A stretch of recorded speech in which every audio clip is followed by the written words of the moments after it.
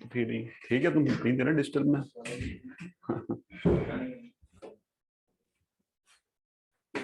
चलो इसको आगे कंटिन्यू करते हैं।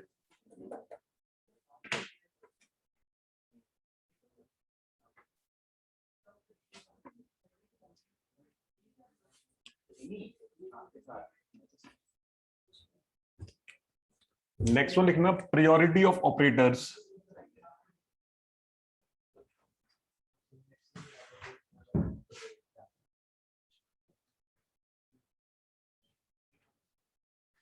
प्रायोरिटी ऑफ ऑपरेटर्स, तो आप डिजिटल में पहले किस ऑपरेटर को ऑपरेट करोगे, उसके बाद जैसे हम लोग वहां मेथड कर देंगे कि पहले प्लस करना है, माइनस करना है, इनटू करना है, क्या करना है। तो फर्स्ट प्रायोरिटी है वो है पैरेंथेसिस।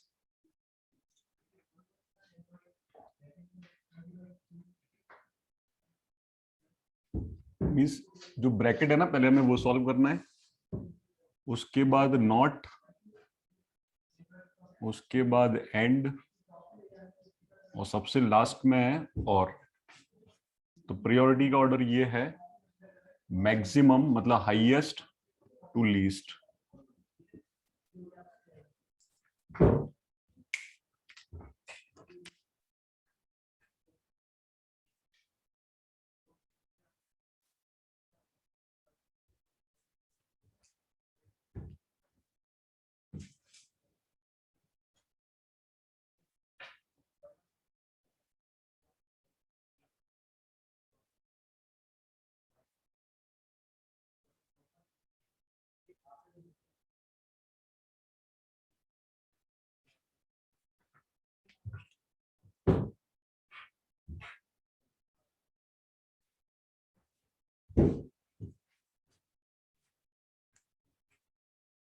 हो गया।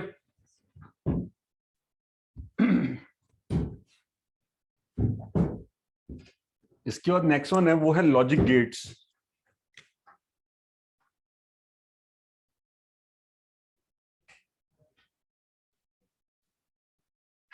लॉजिक गेट्स, तो फर्स्ट है वो है एंड गेट। इसका सिंबल कुछ इस तरह से होता है और फंक्शन y इक्वल टू होगा a डॉट बी, या हम लिख सकते हैं y a and d b, है ना, आपको ऐसे ही मिल सकते हैं। इसकी ट्रुथ टेबल को डिजाइन कर लेते हैं। ट्रुथ टेबल, तो ट्रुथ टेबल पर एक एंड पर इनपुट्स होते हैं और एक एंड पर होता है आउटपुट। y इक्वल टू क्या है, a डॉट बी। तो दो बेटे हैं तो कॉम्बिनेशंस कितने बनेंगे, 4।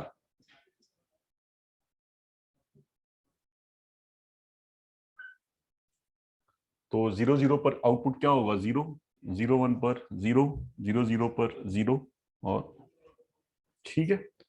तो एंड गेट में आप एक नोट लिख लीजिएगा,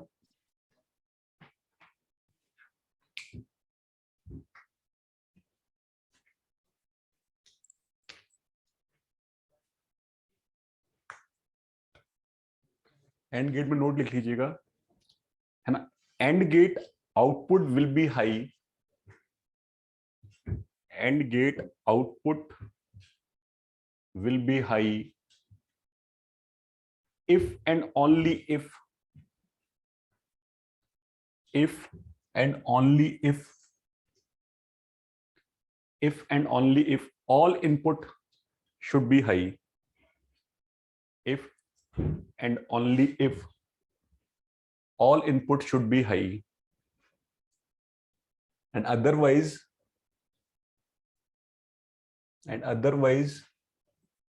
output will be low, and otherwise output will be low। ठीक है, तो ये चीज स्टेटमेंट में आ जाती है। तो याद रखना कि आउटपुट एंड का तभी हाई होगा जब जितने भी इनपुट्स हैं सारे सारे हाई होना जरूरी है, अदरवाइज एक भी लो हो गया तो आउटपुट विल बी ए लो। तो आप देख पा रहे हो, तो सारे सारे इनपुट्स का हाई होना जरूरी है।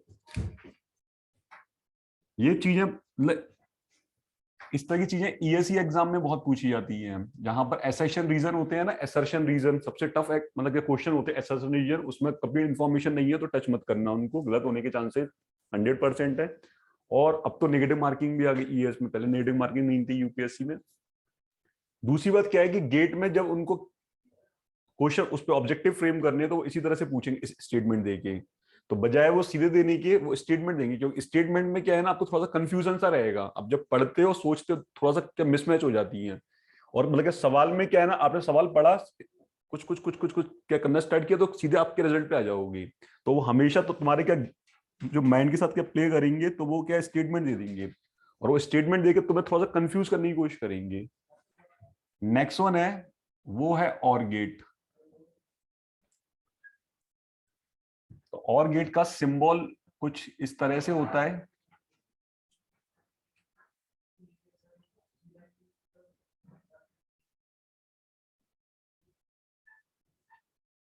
y equal to A plus B, या हम इसको बोल सकते हैं y is equal to A OR b। ठीक है, इसकी ट्रुथ टेबल की बात करें तो ये a है, ये b है, ये y is equal to A plus b है। These are inputs and this one is output. So 4 combination होंगे, तो 0 0 पर 0, 0 1 पर 1, 1 0 पर 1, 1 1 पर 1।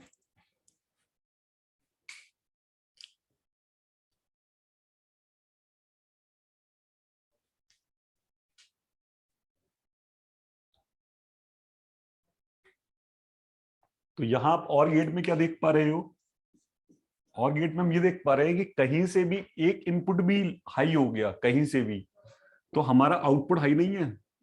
तो यहाँ पे नोट लिख लेना, इन OR gate, in OR gate,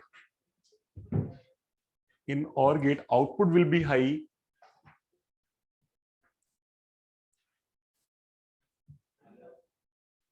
if OR gate output will be high if single input, if single input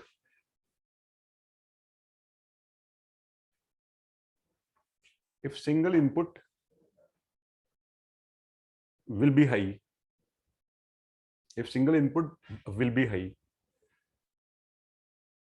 तो बेसिकली इसी को दूसरे आप तौर से देखोगे, देखो वही वाली बात है ना कि मैं बोल रहा हूं कि ये चीज होती है, तो उसको आप अदर तरीके से यूज कर सकते हो, ये चीज नहीं होती है। क्लियर है मेरी बात, जस्ट एक दूसरे के स्टेटमेंट। तो इसी में एक और पॉइंट लिख लेना, इफ मतलब ऐसे लिखना कि सॉरी मतलब आउटपुट ऑफ आउटपुट ऑफ और गेट, आउटपुट ऑफ और gate will be low, will be low when all input, when all input should be low। Done? When all input should be low। तो अब देखो वही वाली बात है ना कि एक ही गेट में उन्होंने 2 स्टेटमेंट बना दिए, तो वो तुम्हारे दिमाग के साथ क्या कैसे क्या खेलेंगे समझ में आ गया। तो तुम्हें बहुत आराम से स्टेटमेंट पढ़ना होगा, क्योंकि ऐसे जो सीधे सीधे स्टेटमेंट वाले क्वेश्चन होते हैं ना, उनमें दिक्कत होती है हमें, क्योंकि हम पढ़ लेते हैं फटाफट जल्दबाजी में कुछ कुछ गलत कर बैठते हैं। तो अब फर्स्ट स्टेटमेंट क्या बोल रहा है कि आउटपुट हाई होने के लिए किसी एक इनपुट का हाई होना जरूरी है, आउटपुट को लो होने के लिए सारे इनपुट्स का लो होना जरूरी है। तो बेसिकली कुछ कहानी इसकी और इसकी हौच पौच सी हो गई है, मतलब कि यहां पर एक भी इनपुट लो हो गया तो आउटपुट क्या हो जाएगा, क्या लो हो जाएगा, एक भी इनपुट हाई हो गया आउटपुट हाई हो जाएगा। When all input should be high, then output should be high. When all input should be low, output should be low। Clear बात, थोड़ा इस तरह से चीजें आपको आराम आराम से बिठानी होंगी। हो गया ये। नेक्स्ट वन है थर्ड, वो है बफर।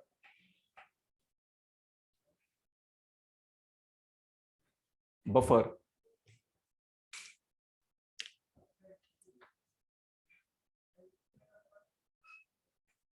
तो जैसा कि मैंने बताया है कि हर एक ऑपरेशन परफॉर्म कर रहा है, तो आपको मल्टीप्लिकेशन करना है लॉजिकल तो आप एंड गेट यूज करोगे, आपको एडिशन करना है लॉजिकल तो आप क्या यूज करोगे, और गेट यूज करोगे। तो बफर क्या है, इसमें लिखना it will provide some delay, it will provide some delay, it will provide some delay। ठीक है, तो बेसिकली हम यदि अपने सर्किट में कुछ डिले कंसीडर करना चाह रहे हैं, हम कुछ ऑपरेशन नहीं करना चाह रहे, केवल कुछ डिले करना चाह रहे हैं ताकि कुछ जो ऑपरेशन मिसमैच हो गए उनको हम मैच कर सकें। जैसे ये फॉर एग्जांपल दो दोस्त हैं, वो सुबह घर से निकले यहां आने के लिए, है ना, एक बंदा पैदल है, एक बंदा स्कूटी से है, तो पैदल वाले का घर जो है ना वो बाद में, स्कूटी वाले का घर पहले है, और ये इंस्टीट्यूट है, ये इंस्टीट्यूट है, क्लियर बात। अब इसने बोला दोस्त ने कि यार ऐसा है, मैं घर में गली में नहीं आ पाऊंगा, तू मुझे बाहर रोड पे ही मिल जाना, ठीक है, और अपना टाइम क्या कुछ भी यहां आने का है कि 10 बजे, तो इसने बोला ठीक है मैं निकलूंगा, तो मैं तो ये मिस कॉल कर दूंगा, मिस कॉल की फैसिलिटी है, ठीक है, मैं तेरा वेट नहीं करूंगा, मिला तो बिठा के ले आऊंगा, और नहीं मिला तो फिर मैं कुछ नहीं करूंगा, निकल आऊंगा। तो इसको पता कि टेंशन हो गई, इसको टेंशन ये हो गई कि यार देखो अब पता नहीं कब निकल जाएगा वो, तो इसने एक इसने मतलब टाइम दे दिया कि मैं घर से निकलूंगा 9:20 पर। अब फोन नहीं है तुम्हारे पास, तुमने, इसने बोल दिया घर से मैं 9:20 पे निकलूंगा। अब ये जो पर्सन है, ये इसकी गली से यहां तक आने में, हाईवे तक आने में, ऐसे मान लो बाहर रोड तक आने में इसको 5 मिनट लग रहे हैं, क्लियर, 5 मिनट लग रहे हैं। इसका मतलब ये पर्सन भी 9:20 में निकलेगा, तो क्या ये इसको मतलब कैच कर पाएगा? नहीं कर पाएगा ना, क्योंकि इसको ट्रेवल करने में ही 5 मिनट लग रहे हैं। तो यदि ये खुद 9:20 पे निकलेगा तो 9:25 पे पहुंचेगा, तब तक वो निकल लेगा। लेकिन ये जो पर्सन आ रहा है ये तो 9:20 पे घर से चलेगा ना, तो इसका भी तो ट्रेवलिंग टाइम यहां तक कुछ ना कुछ होगा। तो अब इसने दिमाग लगाया कि मैं एग्जैक्टली देखो, मेरे पास फालतू समय तो है नहीं कि 9:20 पे आएगा तो 9 बजे जाके तैयार खड़ा हो गया और इंतजार कर रहा हूं, आ रहा होगा आ रहा होगा आ रहा होगा, ऐसा थोड़ा कोई मतलब है, एक पर्टिकुलर टाइम होगा ना, हम वेट भी तो किसी चीज का थोड़ा ज्यादा थोड़ा कमी कर पाएंगे। तो इसने ये बोला, उसी दोस्त से पूछा, अरे ये बताओ कि तुम्हारे घर से मेरे इस टी पॉइंट तक आने में तुम्हें कितना टाइम लगता है स्कूटी से? तो उसने बोला मुझे लगते हैं 10 मिनट, सपोज है ना, 10 मिनट लगते हैं। तो इसने दिमाग लगा लिया, अच्छा 10 मिनट लग रहे हैं, मतलब 9:20 पे अपने घर से निकलेगा तो 10 मिनट में ही 9:30 पे यहाँ आ पाएगा। तो मैं 9:20 पे ना निकलते हुए 9:25 पे भी निकलूं तो और 5 मिनट में मैं मतलब ट्रेवल करके कैच कर लूंगा, कैच कर लूंगा। लेकिन वो बीच में कुछ बफर जोन भी लेके चलेगा, कुछ वो बीच में बफर जोन भी लेके चलेगा कि पता चला सेकंडों में खेल हो गया और पर्सन निकल गया, तो वो क्या करेगा, 9:30 की बजाय 9:29 पे मतलब कि वो करेगा क्या, कोशिश क्या पहुंचने की, है ना, ताकि 1 मिनट वो वेट कर सकता है। और 1 मिनट को हम लोग मेजर भी नहीं कर सकते घड़ी में, हम लोग 5 मिनट को तो मेजर कर सकते हैं, 1 मिनट तो भैया उसकी घड़ी में 9:29 मिला तो बैठ गया, नहीं मिला तो निकल लिया। ऐसा भी नहीं है उसकी घड़ी में, मतलब डिजिटल वॉच है तो 9:30 से 9:31 बोलेगी सुई में निकल जाएगा। तो अब बेसिकली इस पर्सन ने क्या किया ना, बीच वाले बंदे ने यहां पर बफर टाइम ले लिया कुछ डिले प्रोवाइड करने के लिए। तो बफर का मतलब ये होता है कि इसको भी नहीं पता है कि बीच में इसके साथ क्या हैपनिंग हो सकती है, ठीक है। तो इसने क्या किया, बजाय 9:25 पे निकलने की बजाय इसने 2 मिनट का बफर जोन ले लिया कि मैं 2 मिनट पहले पहुंच गया तो कोई दिक्कत नहीं है, और हो सकता है बीच में कुछ ऐसी दिक्कतें आएंगी 2 मिनट में डिले भी हो गया, हो सकता है, तो एटलीस्ट मैं उस टाइम तक तो पहुंच जाऊंगा जिस टाइम पे वो मुझे वहां पर क्या मिलने वाला है। तो इसने क्या किया, कुछ और डिले कंसीडर कर लिया, उसी को हम लोग बोलते हैं बफर जोन। तो बफर जोन का मतलब ये होता है हम लोग मतलब सेफ गेम क्या प्ले कर रहे हैं, हम लोग सेफ गेम प्ले कर रहे हैं। यदि मैं तुमसे बोल देता चलो ठीक है, मैं खुद भी 9:36 पर आया, मैं बोल देता 9:30 पे ये डोर अपने आप क्लोज हो जाएगा, कोई अंदर नहीं आ पाएगा, जो आ गया वो क्लास ले लेगा, अदरवाइज इस गेट को अब केवल 11:30 बजे ही खोल सकते हो, उससे पहले नहीं खोल सकते हो। सपोज मान लो इतना पंक्चुअल होता है, जैसे बाहर मतलब ट्रेनें चलती हैं पंक्चुअल 9:30 मतलब 9:30 पे निकल गई, और वहां तो डोर भी क्लोज हो जाते हैं। यहाँ तो ऐसा नहीं है कि तुम दौड़ते हुए पकड़ लिया एक हाथ से अंदर चढ़ गए आप, है ना, ट्रेन में वैसी लेट चल। तो उस कंडीशन में क्या है ना, आप हमेशा बफर जोन लेके चलोगे। तो बफर जोन का मतलब ये होता है कि आपको नहीं पता आप जो ऑपरेशन कर रहे हो वो करोगे, 100% करोगे, लेकिन बीच में कोई इश्यू आ गया, कहीं पर जाम ज्यादा लग गया, कहीं पर आपकी गाड़ी ही पंचर हो गई, या आपके साथ कुछ चीजें ऐसी हो गई कि आप क्या मोबाइल क्या भूल गए तो एकदम फिर लौट के जाना पड़ा। तो कहने का मतलब ये है कि आप बीच में कुछ मार्जिन लेके चलोगे। तो हम डिजिटल सर्किट में वो मार्जिन कैसे देंगे, एक गेट के थ्रू देंगे। तो वो गेट कोई ऑपरेशन परफॉर्म नहीं करेगा, केवल उसका काम है कुछ डिले प्रोवाइड करना, और वो डिले हम डिसाइड करेंगे कि हमें कितना डिले चाहिए। तो हमारे ऑपरेशंस की जो रिक्वायरमेंट होगी उसके रिस्पेक्ट में हम लोग वहां पे डिले प्रोवाइड कर लेंगे। हाँ गेट ही है ना, मैं वो गेट ही तो बना रहा हूँ कि लॉजिक गेट भी तो पढ़ रहे हैं हम लोग यहाँ पर। ठीक है, तो बफर कोई ऑपरेशन परफॉर्म नहीं करेगा, केवल डिले प्रोवाइड करेगा। तो आपने लिख लिया है डिले। तो बफर को बनाने का सिंबल कुछ इस तरह से है। यहां पर हमने इनपुट दिया ए, तो हमें यहां से आउटपुट भी क्या मिलेगा, ए। लेकिन कुछ समय के बाद, उस समय तक ये बफर जोन में क्या करेगा, मतलब क्या मूव करेगा, क्या ट्रेवल करेगा। ठीक है ना, किसी ऑपरेशन होने को भी तो वो लगेगा टाइम। तो बेसिकली ट्रुथ टेबल है ये इनपुट है, ये आउटपुट है। तो आपने ए बोला है, ये y इक्वल टू ए है। आपने 0 दिया तो ऑपरेशन का आउटपुट 0 मिलेगा, 1 दिया तो आउटपुट आपको 1 मिलेगा।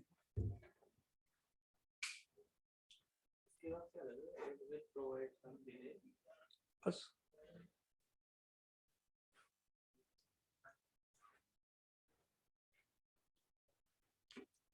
देखो, अभी दिवाली आने वाली है फॉर एग्जांपल, तो अब तो टेक्नोलॉजी बहुत हाई हो गई, अब तो हम लोग इंटरनेट का यूज कर रहे हैं। लेकिन शायद तुम्हें थोड़ा बहुत याद हो, आज से ज्यादा नहीं, 4-5 साल पहले हम लोग happy Diwali, happy Dussehra, happy Holi के टेक्स्ट मैसेज करते थे। जब लोगों के पास मतलब कीपैड फोन हुआ करते थे तो टेक्स्ट मैसेज करते थे। तो शायद तुमने सुना होगा, तुमने देखा होगा, तो तुम्हें चीज जल्दी समझ में आएंगी मेरी। मैं हमेशा बोलता हूँ, तुमने देखा होगा कि दिवाली हो गई, उसके एक दिन बाद तुम्हारे दोस्त का मैसेज आया हैप्पी दिवाली, टेक्स्ट मैसेज। तुम्हें समझ में नहीं आया, क्या बेवकूफ आदमी है। दिवाली हो जाने का कौन हैप्पी दिवाली बोलता है, फिर तो क्या भाई दूज बोलेगा, क्या गोवर्धन बोलेगा, और भी जो भी फेस्टिवल आ रहे हैं वो बोलेगा है। लेकिन फिर तुमने देखा, थोड़ा तुम टेक्निकल भी हो, नॉन टेक होते तो चलो ठीक है, हम थोड़ा मतलब टेक्निकल भी। फिर तुमने एक दिन पेपर पढ़ा, पेपर में लिखा हुआ था कि नेटवर्क पर इतना कंजेशन था कि 10 लाख मैसेज हवा में तैर रहे थे, 10 लाख मैसेज हवा में तैर रहे थे। तब तुम्हारी बत्ती जली, अच्छा उस बंदे ने तो परसों रात में मैसेज किया था, लेकिन सेंडर एंड से मैसेज तो सेंड हो गया, लेकिन रिसीवर एंड पर तो तब रिसीव करेगा ना जब उसको जगह मिलेगी। जगह तब मिलेगी जब जिस मतलब के साइट पे जाने वाला है उस साइट पर उस पे मतलब वहां से वो मिले, परमिशन मिले कि तुम आ जाओ। लेकिन हो क्या रहा है कि तुमने ही मैसेज कर दिया, तुमने भी कर दिया, तुमने भी कर, दनादन दनादन दनादन, हैप्पी हैप्पी हैप्पी, पूरा उन्होंने भर दिया। तो बेसिकली क्या पैकेट्स के फॉर्म में चीजें पहुंचेंगी ना, पैकेट्स के फॉर्म में पहुंची तो तुम्हारे एंड से तो सेंड हो गया। इसलिए तुमने देखा होगा जब मेल को सेंड करते हैं तो वहां पे क्या सेंड लिखा हुआ आता है, और वहां पे मतलब क्या सेंडिंग लिखा हुआ आता है, सेंडिंग, और फिर क्या सेंट लिखा हुआ आता है। तो सेंडिंग का मतलब ये है कि तुमने जो सेंड किया है ना, वो पैकेट्स बन बन के तुम्हारे एंड से उड़ रहे हैं हवा में।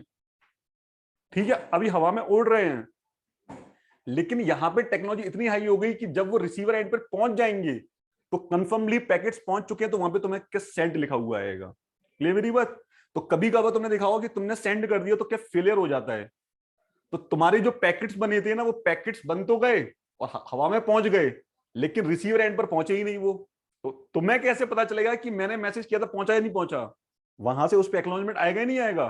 बस वो एक्नॉलेजमेंट वहां पे फेल हो गया, तो वो बोलता है कि तुम्हारे पैकेट्स पता नहीं कहां चले गए हवा में, वो रिसीवर में पहुंचे, फिर तुम दोबारा से फिर से मैसेज करते हो। क्लियर।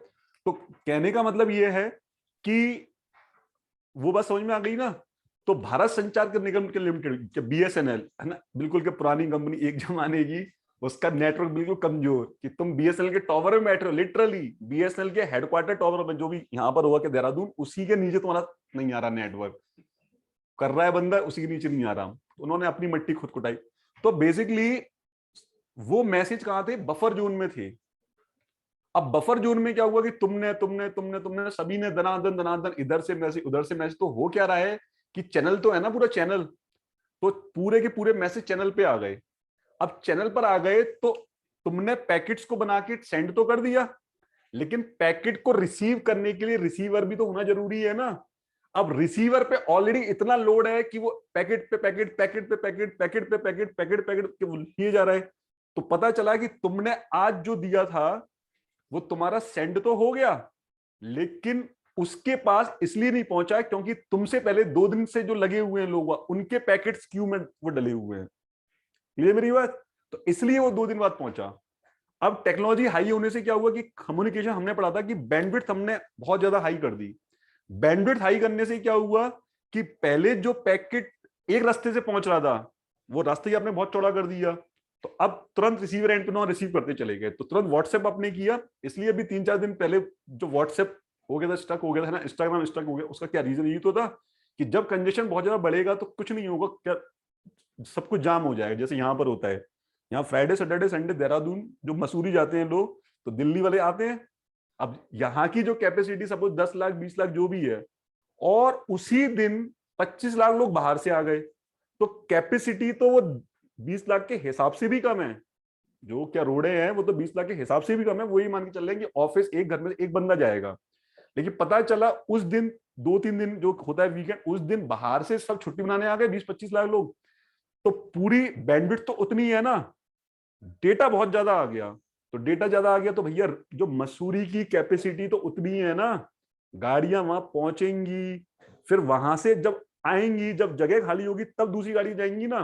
तो अब वहां पे क्या हो गया, जाम हो गया पूरा, लाल लाल लाल लाल लाल लाल ऊपर लेके नीचे तक पैक। क्लियर? तो ये चीज होती है यहाँ पे बफर जोन में। तो हम जब भी कोई क्या सेंड करते हैं डेटा, कुछ भी हम करते हैं, तो वो सबसे पहले बफर जोन में जाता है। और हमारी कोशिश ये होती है कि बफर जोन मतलब आइडियली बिल्कुल 0 होना चाहिए। क्यों? क्योंकि तुमने बात बोली हेलो, और ये सुन रहा है 10 मिनट बाद हेलो, क्या मतलब बचा? मैंने हेलो बोला, तुरंत तुरंत रिस्पॉन्ड करो सर हेलो। क्लियर बात? तो यहाँ पे कम्युनिकेशन में बफर जोन को हमें मिनिमाइज करना है, लेकिन हम मिनिमाइज कभी कर नहीं सकते हैं। मतलब सॉरी, मतलब कि खत्म नहीं कर सकते, कि मिनिमाइज कर सकते हैं इसको, है ना, कि पीको सेकंड में ले गए और भी कम टाइम में ले गए, लेकिन जो बफर जोन आपका होगा ही होगा। ठीक है? तो ये कि बफर गेट समझ में आ गया। तो बफर गेट कोई भी ऑपरेशन परफॉर्म नहीं करता, केवल कुछ जो डिले प्रोवाइड करेगा। तो आपको एक इंटरेस्टिंग चीज बता रहा हूं। आप दिल्ली एयरपोर्ट पे जाओगे कभी, ये आप यदि गए हो तो आपने देखा होगा कि जहां देहरादून से फ्लाइट उड़ी, दिल्ली सही टाइम पर पहुंच गई। तो उतरने के टाइम पे क्या है, हमारी कुछ और भी ट्रेनें या क्या फ्लाइट्स क्या कनेक्टिंग होती है, तो हमें क्या टेंशन सी होने लगती है। एक होता है कि ह्यूमन नेचर। तो अब हम घड़ी में देख रहे हैं कि 9:20 का तो इसका क्या डिपार्चर टाइम था, और 9:10 ये हवा में झूल रही है अभी। फिर तुमने देखा होगा कि वो अनाउंस भी कर देते कि हम दिल्ली आ चुके हैं, और वो भी थोड़े के छुपे रुस्तम होते हैं, वो भी तुम्हें चीजें बाद बाद में बताते हैं। तो वहां पर फ्लाइट्स चक्कर लगाती रहती हैं 15, 20, 25, 30 मिनट तक। और ये दिक्कत केवल क्या दिल्ली के साथ है? क्यों दिक्कत है दिल्ली के साथ? क्योंकि आपने फ्लाइट्स तो उड़ा दी, तो पूरे वर्ल्ड से, मतलब पूरी वर्ल्ड की तो इंटरनेशनल उस पर चले गए आप, लेकिन मैं उस पर इंडिया की बात कर लूं तो हर एक कैपिटल, हर एक सिटी से दिल्ली की फ्लाइट तो है ही है। इसका मतलब दिल्ली आने वाली फ्लाइट तो सब जगह से उड़ चुकी है, लेकिन दिल्ली का रनवे तो एक ही है ना, जहां पे क्या लैंड करेंगी। तो वो इतना हैवी मतलब कि ट्रैफिक है वहां पर कि लिटरली मैंने देखा है कि आप दिल्ली की फ्लाइट पकड़ रहे हो ना, तो हमेशा 3 घंटे का गैप लेके चलो कम से कम दूसरी चीज के लिए, क्योंकि एक एक घंटे तक वो हवा में चक्कर लगाती रहती है वो, क्योंकि वहां पता नहीं चलता और वहां टेंशन बहुत तेजी से होता है। तो वहां पर मैंने देखा कि कंजेशन इतना ज्यादा है कि अब वो लोग भी चालाक हो गए। वो क्या करते हैं, देहरादून से दिल्ली का ट्रेवलिंग टाइम 45 मिनट ही है, लेकिन जानबूझ के वो तुम्हारी टिकट पे 3 घंटे शो करेंगे। क्यों? क्योंकि उनको पता है कि हम पहुंचा तो हम 45 मिनट देंगे ऊपर हवाई हवा में, लेकिन जब तक धरती पे उतरेगा नहीं तब तक तुम कैसे उतरोगे उसमें से। और पैसेंजर के साथ एक दिक्कत क्या रहती है कि वो साइकोलॉजी के साथ चलता है। तुमने लिख दिया 45 मिनट, तो तुम्हें लग रहा है 45 मिनट में जो उतारो, तुम्हें ये समझ में नहीं आया, लेकिन तुम्हें लिख दिया 3 घंटे, तो तुम शुरू में तो टेंशन में आया कि पिछली बार गया था तो क्या 45 मिनट में गया था, इस बार 3 घंटे दिख रहा है। तो क्या होता है कि पहुंचा वो तुम्हें 45 मिनट में देंगे, 15-20 मिनट वो बफर जोन लेके चल रहे हैं कि मुझे नहीं पता कि अब क्या फेस्टिवल मोड है तो कुछ फ्लाइट्स और रन हो गई, और रन हो गई, तो वो भी दिल्ली पे दिल्ली, दिल्ली पे दिल्ली, दिल्ली पे दिल्ली आती चली जा रही हैं। तो सब फ्लाइट है हवा में, इधर से उधर, उधर से उधर, सब आपस में घूम रही हैं, उनको जगह मिल रही है, कंजेशन इतना ज्यादा है। तो वो लोग क्या है, बफर जोन लेके चलते हैं, जो पैसेंजर को क्या बेवकूफ बनाने के लिए। उन्होंने बोला अच्छा देहरादून से आ रही है तो प्रायोरिटी तो हाईएस्ट होगी, क्योंकि एक अच्छी क्या सिटी से आ रही है, बाद वाली को इसके पीछे रख दो। तो वो क्या करेंगे, आधे घंटे का बफर जोन लेके चलेंगे। तो 45 मिनट में आधा घंटा जोड़ दिया जो भी है, और 10-5 मिनट उन्होंने और जोड़ के तुम्हारी टिकट पे लिखा 3 घंटे, और तुम्हें 2 घंटे 30 मिनट उतार दिए, तुम बड़े खुश हो गए यार। कि 3 घंटे, जो क्या फ्लैट बड़ी जल्दी आ गई है नहीं है। तो ये बफर जोन लेके चलते हैं लोग, यही सेम चीज मतलब कि ट्रेन में है। तो ट्रेन में अब उन्होंने क्या कर लिया कि गेम खेल लिया कि ट्रेन में उनको पता है कि देहरादून से ट्रेवलिंग टाइम दिल्ली तक की 5 घंटे है, लेकिन तब भी वो तुम्हें 6 घंटे शो करके ट्रेन टिकट देते हैं, ताकि कभी तुम्हारी कंप्लेन ये ना हो कि ट्रेन लेट हो गई। ट्रेन लेट हो गई इसलिए कि रात की ट्रेन है जो फास्ट हो जाती है ऑटोमेटिकली, वो फास्ट नहीं होती है क्योंकि रात में जो बफर टाइम है ना वो खत्म होता चला गया उनका, कि भैया जो रात में मतलब चैन पुलिंग नहीं होगी, कोई चढ़ नहीं रहा होगा खुद है ना, उस पर उतर नहीं रहा होगा, रात में सब लोग क्या सो रहे हैं, एक बार सो गए सीधे अगले दिन उतरे इस तरह से। तो ये आपका बफर है। तो फाइनली ये बफर का सिंबल है, सिंबल मैंने कल बताया था कुछ ना कुछ तो शो करना पड़ेगा, जो इनपुट दोगे वही आपको एज इट इज आउटपुट मिलेगा। ठीक है, क्या नहीं नहीं डिले शो नहीं कर रहा, ये तो मैं बता रहा हूं कि जब कोई आप ऑपरेशन करते हो ना, आपने ए दिया तो ए को इस एंड से इस एंड पे जाने में कुछ टाइम लगेगा ना, तो वही तो टाइम डिले प्रोवाइड कर रहा है ये। जैसे कि ये t = 0 सेकंड पे एंटर किया, तो तुम्हें तुम्हें जरूरत है केवल 10 सेकंड डिले की, तो तुमने इस गेट को इस तरह से के डिजाइन किया कि इसको इस एंड से इस एंड पे जाने में 10 सेकंड लग जाए। समझ गए बात? तो क्या हो गया, 10 सेकंड का मतलब डिले आ गया नहीं आ गया, वही जो अभी मैंने एग्जांपल दिया। हटा दूं इसे?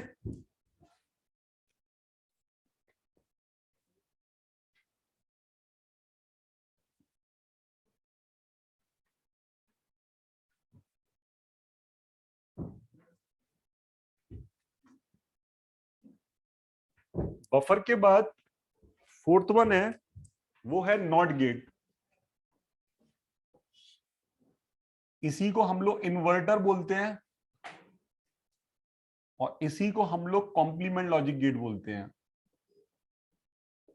तो आप कुछ भी बोलो तीनों में से, है ना, कि नॉट बोलो, इन्वर्टर बोलो, कॉम्प्लीमेंट बोलो, बात एक ही है। तो अब ये क्या कर रहा है, इनपुट का जस्ट कॉम्प्लीमेंट करना चाह रहा है। तो मैंने बफर को ही पकड़ा, मैंने बोला बफर से कि तुम तो कुछ नहीं कर रहे हो, तो तुम्हारे आगे एक बबल लगा देते हैं, इसका मतलब क्या, जस्ट कॉम्प्लीमेंट कर देना आप। तो आपने यहाँ इनपुट ए दिया, तो y = क्या मिलेगा आपको, ए कॉम्प्लीमेंट मिलेगा।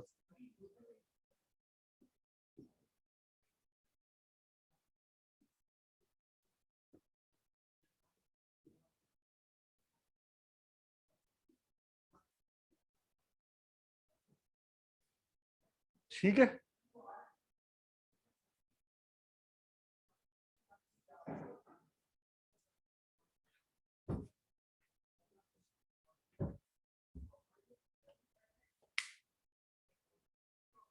डन।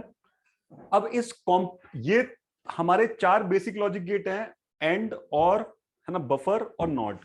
इसका हम यूज करके क्या बना लेंगे, नेंड।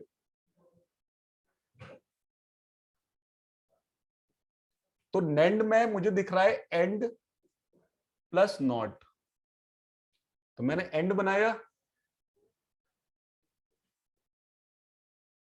और फिर मैंने एक नॉट बना दिया।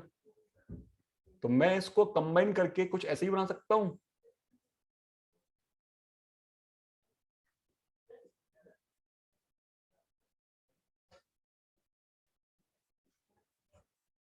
सही लिखा है? अब इसकी ट्रुथ टेबल देख लो। इसकी आपने जब ट्रुथ टेबल देखी तो ए है, बी है और y = a.b का कॉम्प्लीमेंट। तो स्टेप बाय स्टेप करेंगे, मैंने क्या बताया था, फर्स्ट करेंगे एंड ऑपरेशन, उसके बाद नॉट ऑपरेशन, है ना। तो 0 0, तो 0 0 पर 0.0 कितना हो गया, 0 का कॉम्प्लीमेंट 1, 0 1 1 0 1 1। सही बनी है ट्रुथ टेबल, देख लो। तो क्या नेंड की ट्रुथ टेबल एंड के जस्ट कॉम्प्लीमेंट नहीं है? हाँ, मतलब यहां पर क्योंकि कॉम्प्लीमेंट पूरे के ऊपर लगा हुआ है, पूरे ऑपरेशन के ऊपर। यदि मैं A complement dot B complement बोलता तो पहले कॉम्प्लीमेंट होता फिर एंड ऑपरेशन होता।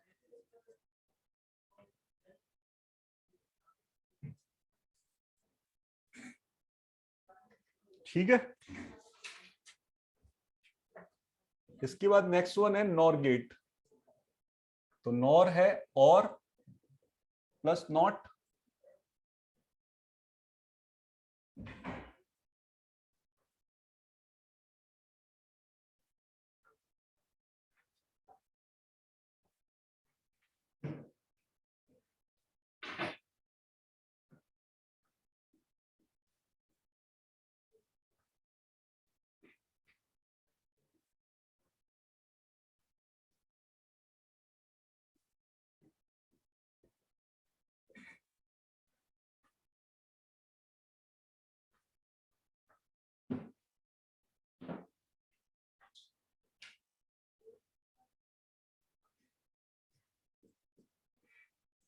सही बनाए।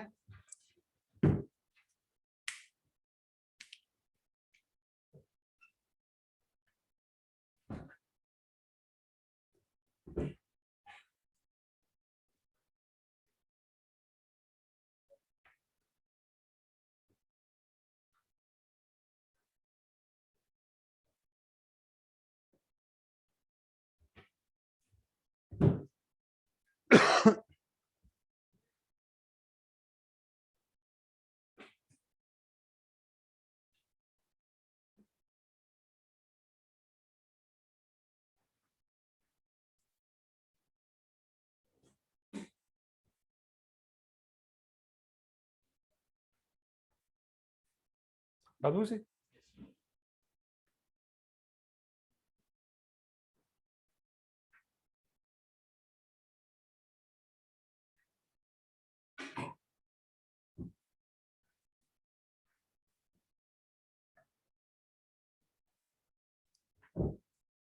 इसके बाद नेक्स्ट गेट जो है 7th वन, इसको बोलते हैं एक्स और। आप इसको बुक्स में ऐसे ही देखोगे एक्स और लिखा हुआ। इसका सिंबल कुछ इस तरह से होता है,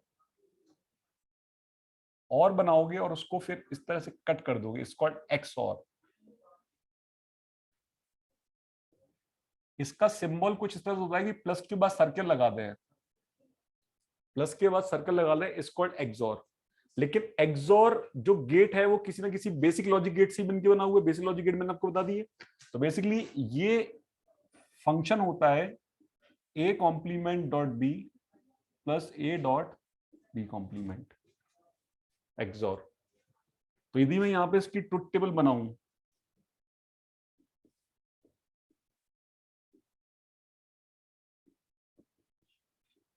तो इधर देखना सभी लोग, ये आपको फंक्शन दिख रहा है सामने। तो फर्स्ट मैंने 0 0 लिखा, तो पिछले लॉजिक गेट को मैं यूज करूंगा 0 डॉट समथिंग 0, है ना, 0 डॉट समथिंग 0। और 0 + 0 कितना हो गया, 0 आएगा 0। ठीक है ना।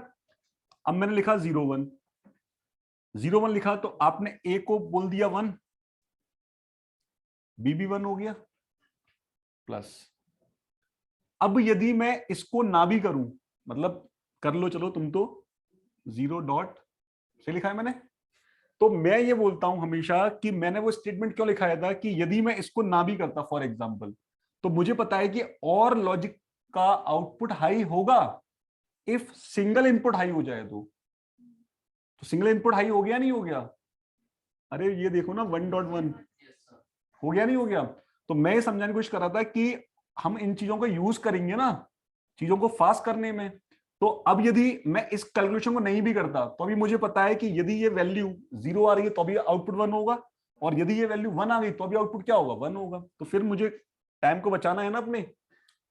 नेक्स्ट 1 0 पे भी सेम कहानी होगी, उल्टी हो जाएगी ये।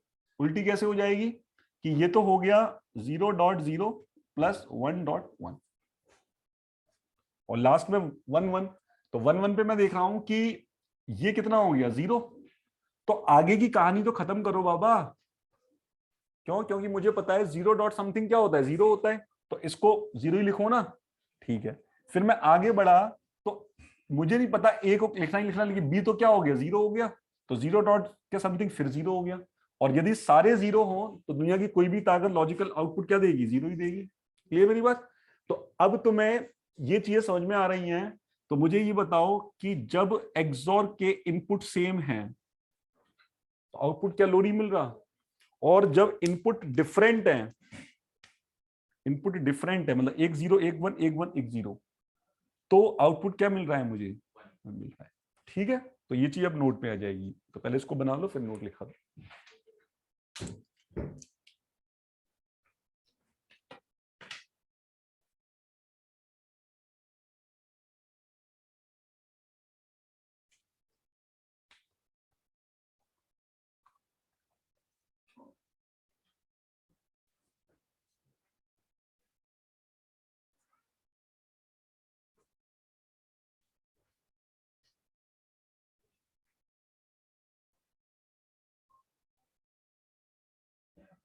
हो गया? तो लिखना इन XOR गेट, in XOR gate when all inputs same,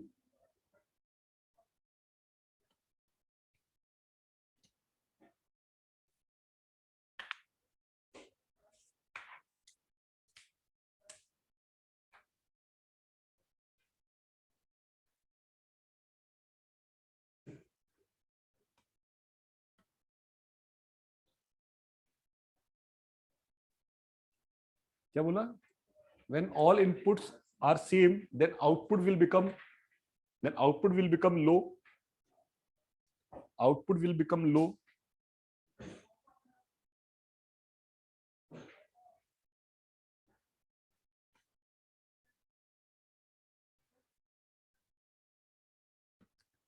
And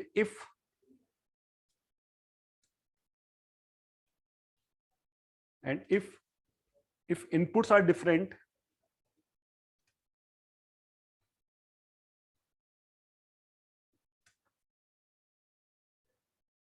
then output will become high.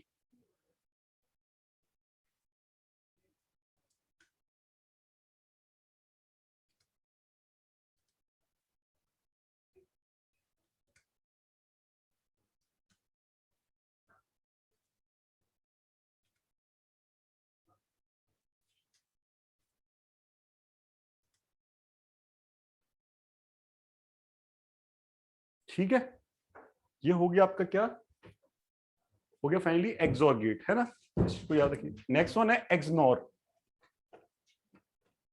Next one है XNOR।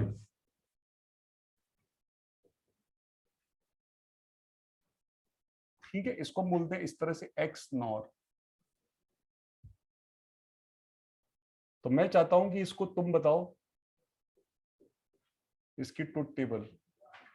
और इधर देखो जरा, इसका एक और नाम है कोइंसिडेंस। कोइंसिडेंस, और इसका सिंबल होता है सर्कल के अंदर डॉट।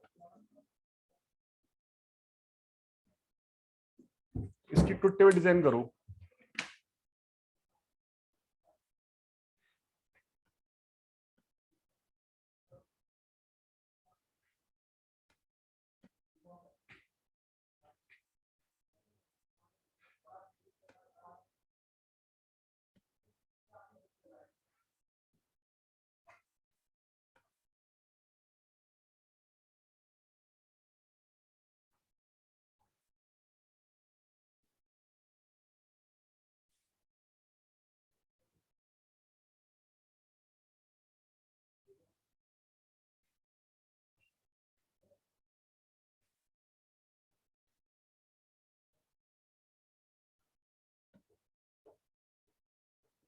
हो गया?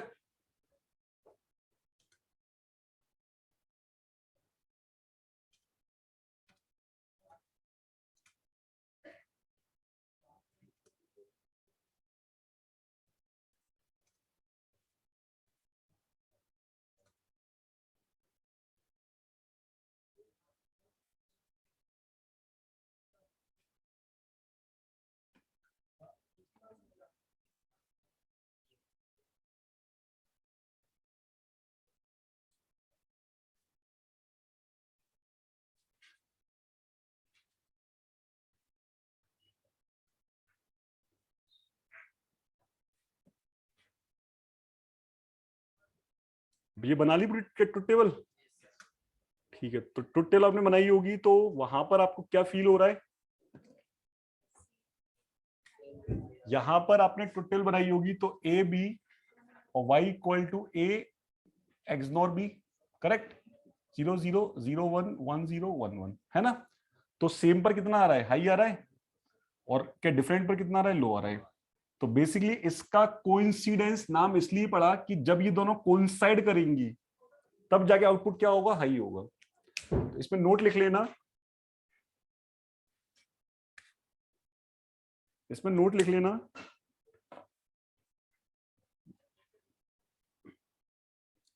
when when when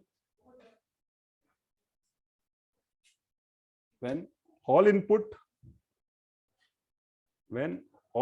should be coincide, then output will become high. Output will become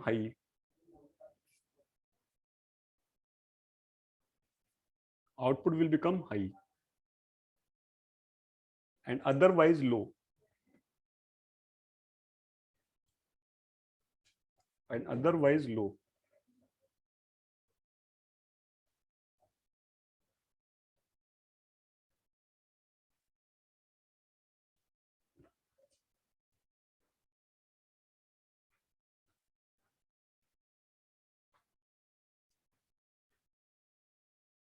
done, चलो हो गया। तो ये आपके थे कंप्लीट 8 जो गेट थे। 8 गेट में से ये और ये तो कंप्लीटली क्या डिपेंडेंट है अपने बेसिक गेट्स पर।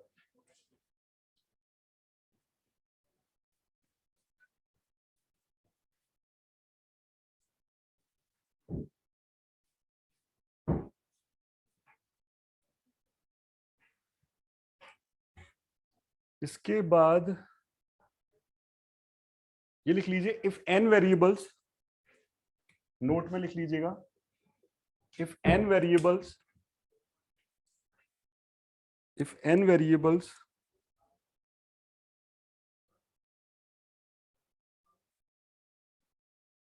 in n variables have total possible combinations total possible combinations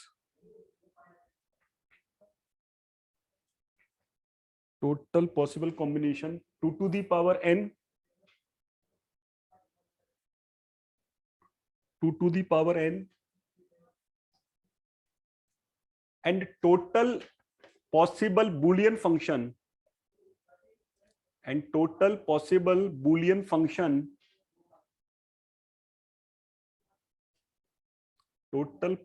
Boolean function 2 to the power n, 2 to the power n,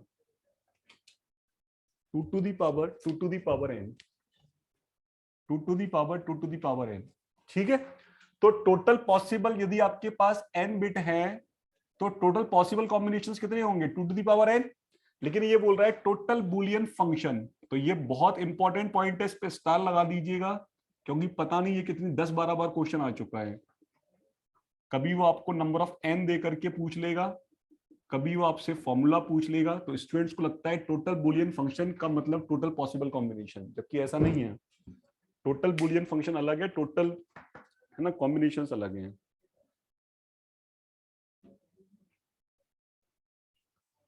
ठीक है,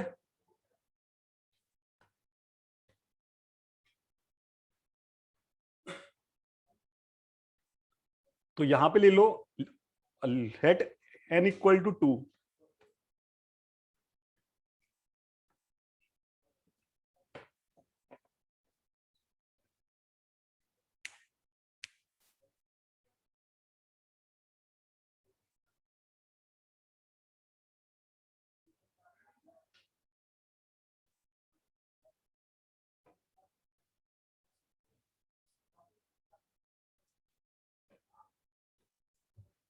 तो आपने n इक्वल टू कितना ले लिया 2 ले लिया, तो टोटल बुलियन फंक्शन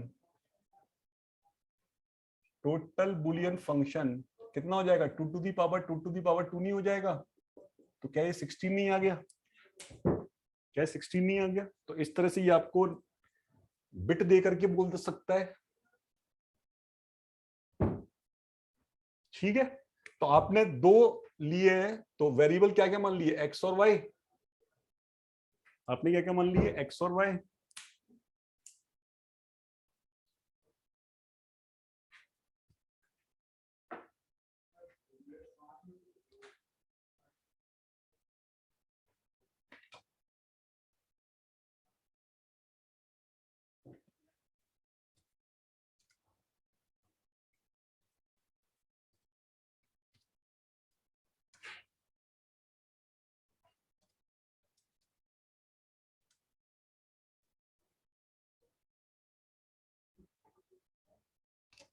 ठीक है, हो गया ये। चलो, तो अब आपके पास दो वेरिएबल से कौन से 16 पॉसिबल कॉम्बिनेशन होंगे वो मैं बता देता हूं आपको, है ना। तो हम ऑलरेडी कई तो यहां डिस्कस कर ही चुके हैं, कुछ को और देख लेंगे। तो first, f is equal to 0, ये फंक्शन का नाम है, फंक्शन नेम। इसको हम बोलते हैं नल फंक्शन, मतलब आपने इनपुट दिया बट आउटपुट हमें 0 मिला, इसको हम बोलेंगे नल फंक्शन। आपने इनपुट कुछ भी दिया, लेकिन आपको पता है डिजिटल में मैक्सिमम आउटपुट क्या मिलेगा, 1 ही मिलेगा, 1 से ऊपर तो जा ही सकते। तो इसको हम बोलते हैं आइडेंटिटी फंक्शन। ठीक है, अब आपने ये पढ़ा है भी अभी, f इक्वल टू एक्स। तो x का मतलब क्या हो गया कि आप x को ट्रांसफर कर रहे हो ना, आपने इनपुट दिया क्या, x, और आउटपुट भी क्या मिला, x मिला, मतलब कि ट्रांसफर कर दिया आपने, है ना, मतलब क्या बफर ले लिया आपने। Next, f equal to Y, फिर से अगेन ये ट्रांसफर फंक्शन हो गया। Next, f is equal to X complement, क्या मैं इसको कॉम्प्लीमेंट फंक्शन बोल सकता हूं।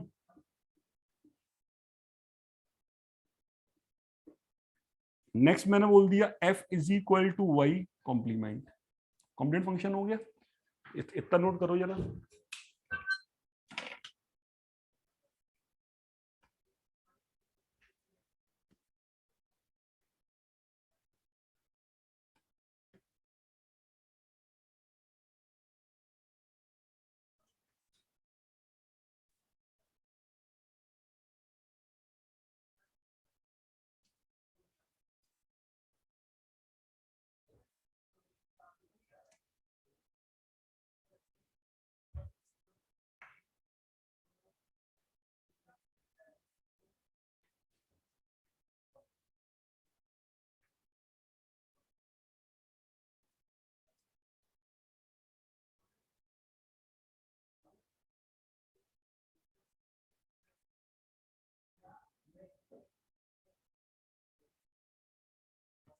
हो गया।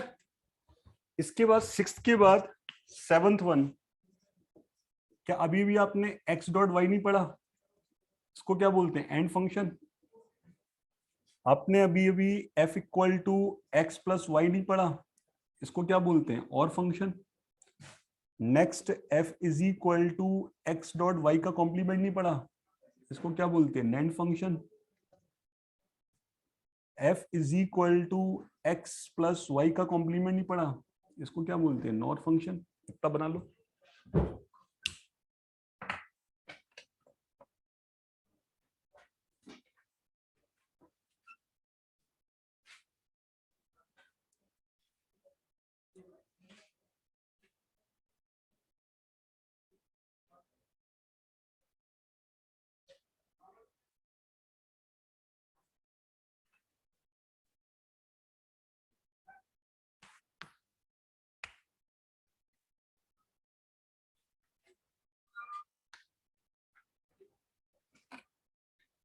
ठीक है, इतना हो गया।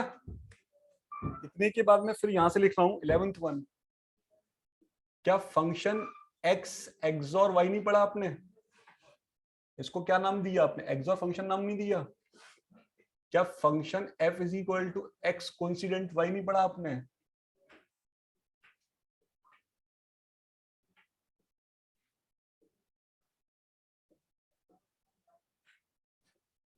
क्या function X dot Y complement नहीं हो सकता, इसको हम बोलते हैं इनहिबिशन। क्या function F is equal to X complement Y नहीं हो सकता, इसको भी इनहिबिशन बोलते हैं। क्या function F X equal to X plus Y complement नहीं हो सकता, या फिर last X complement plus Y नहीं हो सकता।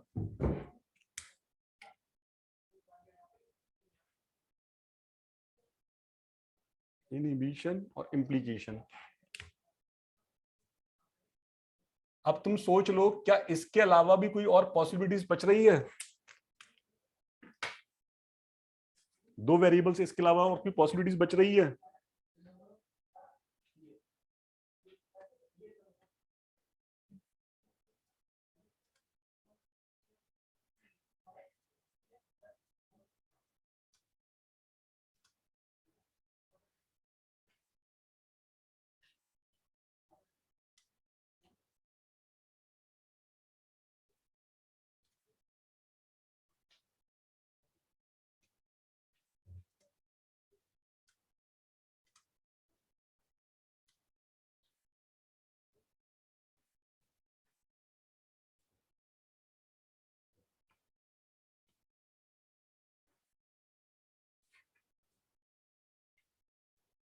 हो गया?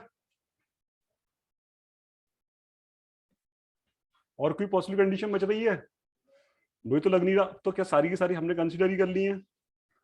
तो यहां पर एक क्वेश्चन इस तरह से है फिक्स एकदम बिल्कुल, कि या तो वो आपको न्यूमेरिकल वैल्यू देगा, जैसे कि मैंने बोल दिया कि आपके पास 2 बिट है या 2 वेरिएबल है, तो नंबर ऑफ क्या पॉसिबल बूलियन फंक्शन कितने होंगे?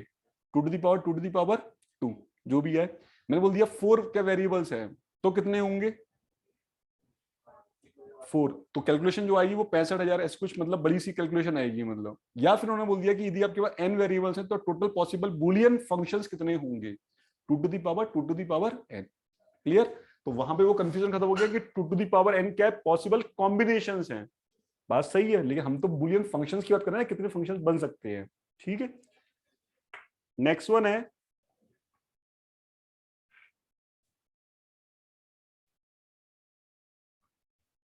एक सेकेंड,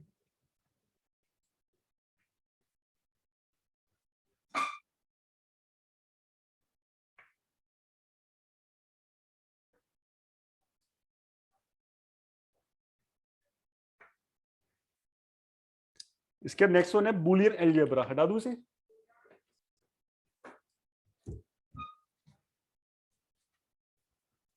अब कोई बोलेगा सर 3 वेरिएबल से बता दो जरा कि कितने बूलियन फंक्शंस होंगे पूरा करके, तो पॉसिबल नहीं है, क्योंकि 2 टू द पावर 8, 8 मतलब दैट मींस 256 में पूरा लेक्चर ही खत्म हो जाएगा हमारा। तो केवल ये 2 वेरिएबल से तो आपको बताने की कोशिश हो रही है कि बूलियन फंक्शन का मतलब क्या है। हम डिफरेंट डिफरेंट कॉम्बिनेशन, हमने पहले x प्लस वाई किया, x कॉम्प्लीमेंट प्लस वाई कर लिया, फिर कॉम्प्लीमेंट वहां लगा दिया, फिर हमने दोनों के ऊपर कॉम्प्लीमेंट लगा दिया, हमने विदाउट कॉम्प्लीमेंट ले लिए वगैरह, हमने पॉसिबल सारी कंडीशन चेक कर ली।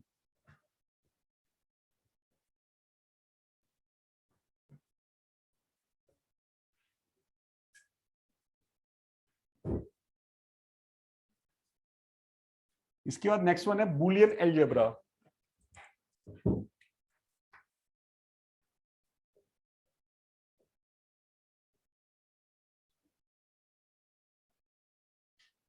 तो बूलियन अलजेब्रा में 2 लॉ चलते हैं, एक होता है एंड लॉ और एक होता है और लॉ। मुझे बताओ एंड और लॉ क्या दोनों एक दूसरे के ड्यूल फंक्शन है या नहीं है? कल हमने ये तो पढ़ा था ड्यूलिटी में, और क्या पढ़ा था? एंड मतलब एंड लॉ और लॉ। तो एंड और दोनों एक दूसरे के ड्यूल है या नहीं है?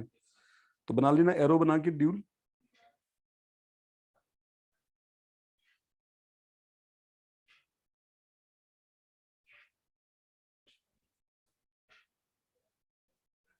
ठीक है, तो अभी भी देखो मैंने तुम्हें क्या समझाया उसको फिर से देखते हैं। इधर देखो सभी लोग, कोई भी फंक्शन है, कोई फंक्शन मान लो, आप ए मान लो, उसका आपने 0 के साथ एंडिंग किया, दुनिया की कोई भी ताकत इसको 0 होने से रोक सकती है क्या? नहीं रोक सकती ना। ठीक है, सेकंड, किसी भी फंक्शन का तुमने 1 से डॉट किया, इसका मतलब 1 से डॉट किसी भी फंक्शन का करो, फंक्शन इटसेल्फ नहीं आएगा। ये मेरी बात। तीसरा, किसी फंक्शन का उसी फंक्शन से एंड कर दिया, कैसी बात कर रहे हो? फंक्शन क्या रहेगा? सेम रहेगा। किसी फंक्शन का अपने ही फंक्शन से एंड कर दिया, फंक्शन क्या रहेगा? सेम रहेगा। और लास्ट है, किसी फंक्शन का किसी फंक्शन के कॉम्प्लीमेंट से कर दिया, ऑलवेज क्या रहेगा? 0। एक सेकंड पॉज ले लेना जरा। यहां पर चीजों को समझना है तो थोड़ा सा और अच्छे से विजुलाइज करके दिखा देता हूं मैं। डिजिटल में मैक्सिमम वैल्यू कितनी होती है? 1 होती है, मानते हो? और मिनिमम वैल्यू कितनी होती है? 0 होती है। तो 0 तो मैं दिखा नहीं सकता हूं, 1 दिखा सकता हूं मैं। क्लियर बात? तो मैंने बोला कि एक फंक्शन है जिसका नाम है ए, बोल सकता हूं मैं। क्लियर? तो तुमने क्या किया, इस पूरे रेक्टेंगल में से ए को बाहर निकाल लिया। कुछ विजुलाइज हो रहा है तुम्हें? क्या विजुलाइज हो रहा है कि ये जो है ना, ये जो है क्या ए कॉम्प्लीमेंट नहीं हो गया? मानते हो ना? तो बेसिकली डिजिटल में नेगेटिव नहीं होता है, डिजिटल में नेगेटिव को रिप्रेजेंट करने के लिए क्या यूज करते हैं? कॉम्प्लीमेंट। तो कोई मुझसे बोले कि सर मैंने इसको काट दिया, तो काटने का मतलब सब्ट्रैक्शन हो गया ना। तो सब्ट्रैक्शन के बाद मैं इसको कैसे दिखाऊंगा? इसको ऐसे दिखाओगे कि जो तुमने बाहर लिया उस फंक्शन तुमने क्या नाम दिया? ए। इसका मतलब उसके अलावा जो बचता है वो क्या बचता है? उस फंक्शन का जस्ट कॉम्प्लीमेंट, उस फंक्शन का जस्ट क्या? नेगेटिव। क्लियर मेरी बात? तो अब ये बात तुम्हें समझ में आती है, तो एक एक करके स्टार्ट करते हैं। फर्स्ट फंक्शन ए है, इस फंक्शन का लॉजिकल तुमने एंड किया किसके साथ? 0 के साथ। तो लॉजिकल एंड का मतलब ये होता है कि दो फंक्शन है, एक ए है, इसको एक्स ले लो, एक एक्स है और एक ये वाई है। तो यहां पर एंड फंक्शन का मतलब होता है कि जितना एरिया ये इंटरसेक्ट करेंगे, जितना एरिया ये इंटरसेक्ट करेंगे, that will become X dot Y. तो बेसिकली यदि मैं आपसे बोलूं कि ये एक मार्कर है और एक मार्कर ये है, तो बेसिकली ब्लू वाले का मैंने एंड कर दिया रेड वाले के साथ, तो आपको सामने से क्या दिख रहा है? सामने से ब्लू दिख रहा है ना। और यदि मैं ये दिखाता तो क्या दिखता आपको? रेड दिखता। लेकिन साइज तो दोनों का सेम ही है, तो साइज के मामले में तो दोनों बराबर ही है ना, ठीक है। लेकिन यदि अब मैं बोलूं आपसे कि मैंने इन दोनों का एंड कर दिया, ये दो मार्कर है, इन दोनों का एंड कर दिया, तो बताओ मुझे क्या दिखेगा? नहीं, दोनों दिख रहे हैं, लेकिन एंड बताओ मुझे, एंड जो पोर्शन कौन सा होगा? पहले तो एंड पोर्शन पूरा था, लेकिन अब मैं आपसे पूछ रहा हूँ कि एंड पोर्शन कौन सा होगा? कैप। इसका मतलब रेड वाली कैप और ब्लू वाली कैप दोनों का साइज बराबर है, दोनों को मैं एंड कर रहा हूं, तो केवल वो दिखेंगी मेरी, और कुछ कॉमन एरिया मिल रहा है क्या तुम्हें? नहीं मिल रहा। तो अब देखते चलना कि a डॉट जीरो का मतलब क्या हो गया कि a फंक्शन है, इसका 0 से एंडिंग कर दी, तो 0 तो सब कुछ ही है, 0 तो हमें दिख ही नहीं रहा ना। तो बेसिकली तुमने इस a फंक्शन को 0 के साथ इंटरसेक्ट किया, तो तुम्हें रिजल्ट ऑलवेज क्या मिलेगा? 0 मिलेगा। आ गया? ठीक है। नेक्स्ट तुमने इस a को 1 के साथ इंटरसेक्ट किया, तो तुम्हें a दिख रहा है और तुम्हें 1 दिख रहा है, तो तुम्हें a और 1 में कॉमन क्या दिख रहा है ना? 1 तो नहीं दिख रहा, a है ये, ठीक है। तुम्हारे पास a फंक्शन है, तुमने एक फंक्शन a और इसके ऊपर लगा दिया, तो अभी तुम्हें क्या दिख रहा है? तुम्हारे पास a फंक्शन है और तुम्हारे पास a कॉम्प्लीमेंट है, दोनों में कुछ कॉमन दिख रहा है क्या? तो क्या बोलोगे? बात समझ में आ गई? ठीक है। इसके बाद यदि मैं बोल रहा हूं कि ये इसका ड्यूल है, और लॉ इसका ड्यूल है, तो एक एक करके देखते चलना, फिर नोट कर लेना। फर्स्ट, इसका ड्यूल क्या हो जाएगा? मानते हो a plus 1 is equal to 1 होगा ड्यूल। कल मैंने बताया था, वंस को रिप्लेस 0 से कर दो, 0 को रिप्लेस 1 से कर दो, एंड को रिप्लेस और से कर दो, और को रिप्लेस एंड से कर दो। क्लियर? तो कल तुम गलती कर रहे थे और कौन? तुम दोनों सेम गलती कर रहे थे, तो गलती मत करना। नेक्स्ट, इसका ड्यूल क्या हो जाएगा? a प्लस 0, इसका ड्यूल क्या हो जाएगा? और लास्ट में इसका ड्यूल क्या हो जाएगा? सही लिखा है मैंने? ठीक है। अब मैं तुम्हें और लॉ समझा देता हूं। और लॉ क्या है? बेसिकली कुछ नहीं है, डिजिटल में मैक्सिमम वैल्यू कितनी होती है? 1 होती है। डिजिटल में मैक्सिमम वैल्यू 1 होती है। एक फंक्शन मैंने मान लिया a, तो इस फंक्शन a के अलावा जो दिखेगा वो मुझे a कॉम्प्लीमेंट दिखेगा, ठीक है। अच्छा, अब मैं तुम्हें और का फिजिकल सिग्निफिकेंस बताऊं, तो ये दो फंक्शन है, दो फंक्शन का टोटल एरिया क्या होगा? ये x और y, x और y। इसका मतलब यदि मैंने तुमसे बोला कि मैंने ब्लैक और ब्लू को और कर दिया, क्या दिख रहा है तुम्हें? ब्लैक और ब्लू दिख रहा है अभी, है ना? तो साइज दोनों का सेम है, तुमने निकाल लिया। लेकिन मैंने शिफ्ट कर दिया और मैंने बोला कि मैंने ब्लैक और ब्लू का और किया, तो अब क्या दिख रहा है तुम्हें? तुम बोलोगे कि सर ये जो ब्लैक यहां से लेके यहां तक दिख रहा है वो हो गया, प्लस इतना पोर्शन और वाला भी हो गया, है ना? टोटल एरिया निकाल लिया मैंने, क्योंकि बीच का एरिया तो दोनों का सेम ही है, ठीक है। फिर मैंने इसको और शिफ्ट कर दिया, फिर मैंने पूछा कि ब्लैक और ब्लू का कितना और दिख रहा है, तो तुम बोलोगे सर पूरा ब्लैक पूरा ब्लू, क्योंकि टोटल एरिया तो इतना ही है ना। क्लियर मेरी बात? तो ये है मेरा और फंक्शन। अब यह देखते चलना कि तुम्हारा फंक्शन ए तुम्हें दिख रहा है और तुम्हें 1 दिख रहा है, टोटल एरिया कितना दिख रहा है? दिख रहा है ना, 1 से ऊपर तो कुछ है ही नहीं ना टोटल एरिया, तो खुद ए इसी के अंदर बैठा हुआ है। यदि इस रूम को मैं अपने लिए बोलूं और, तो मेरा और इस रूम के साथ क्या आएगा? ये रूम का साइज ही तो आएगा, क्योंकि टोटल एरिया तो इस रूम का ज्यादा है ना, मेरा कम है। लेकिन यदि मैं इसी को एंड फंक्शन बोलता तो फिर मेरा एरिया आ जाता, क्योंकि दोनों में कॉमन तो केवल मेरा ही है ना। तो कॉमन में दिक्कत यह है कि जो छोटा होता है ना उसी को हम ले लेते हैं, ठीक है। फर्स्ट स्टेप समझ में आ गया। सेकंड पे आ जाओ। फंक्शन ए दिख रहा है और तुम्हें 0 दिख रहा है, मतलब 0 खत्म है, तो दोनों में कॉमन एरिया क्या होगा? ए होगा। नेक्स्ट तुम्हें ए दिख रहा है, उसी के ऊपर ए फिर रख दिया, एग्जांपल दिया था, तो फंक्शन क्या होगा? ए ही होगा। लास्ट में दिख रहा है ए और तुम्हें ए का कॉम्प्लीमेंट दिख रहा है, दोनों का कॉमन एरिया कितना आ रहा है, बना रहा है।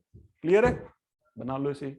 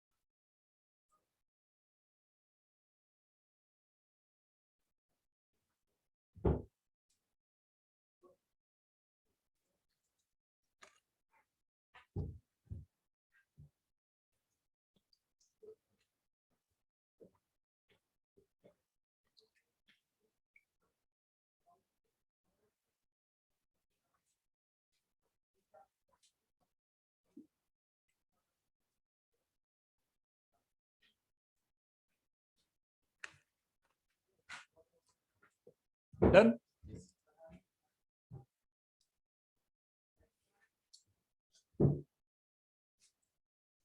हटा दो उसे।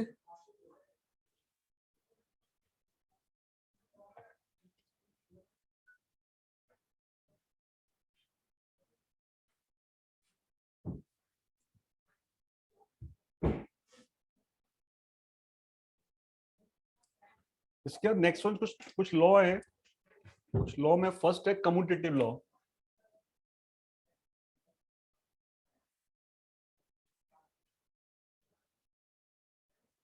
फर्स्ट है कम्यूटेटिव लॉ। फर्स्ट है कम्यूटेटिव लॉ। कम्यूटेटिव लॉ क्या है कि आप a प्लस बी करें या फिर b प्लस ए करें, रिजल्ट तो सेम ही आएगा ना। आप a डॉट बी करें या b डॉट ए करें, रिजल्ट तो सेम ही आएगा ना। तो आप देख रहे हो और एंड, और एंड क्या कम्यूटेटिव लॉ को फॉलो कर रहे हैं?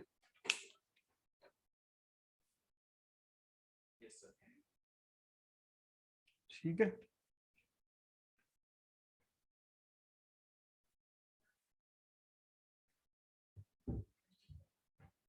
ठीक है ना।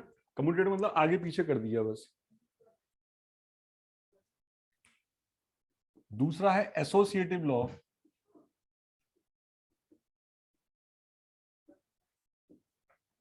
दूसरा एसोसिएटिव लॉ। एसोसिएटिव लॉ में ये बोल रहे हैं कि पहले मैंने b प्लस सी को ऐड किया और उस रिजल्ट को a के साथ ऐड किया, या फिर ये बोल रहे हैं कि पहले आप a प्लस बी कर लो फिर c के साथ रिजल्ट कर लो, रिजल्ट तो सेम ही रहेगा ना।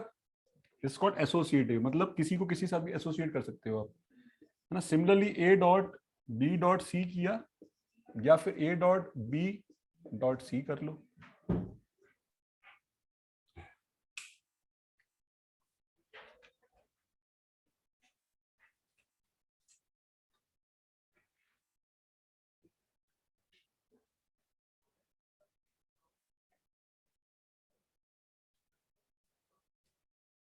ठीक है,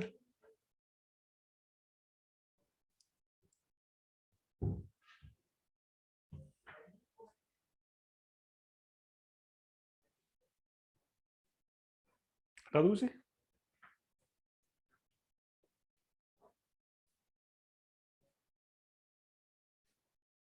थर्ड वन है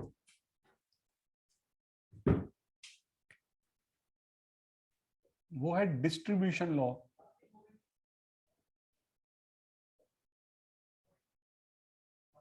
थर्ड वन है डिस्ट्रीब्यूशन लॉ।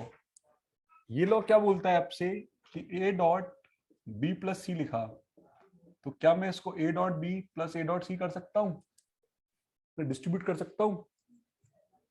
कोई दिक्कत तो नहीं है ना इसमें, है ना? क्या मैं A plus B dot C लिखा है तो इसको A plus B dot A plus C कर सकता हूं? कल बताया था स्टार लगा के। तो ऊपर वाले में तो कोई दिक्कत नहीं, लेकिन नीचे वाला हमेशा दिक्कत करेगा ही करेगा, तो वो एकदम नहीं दिखता।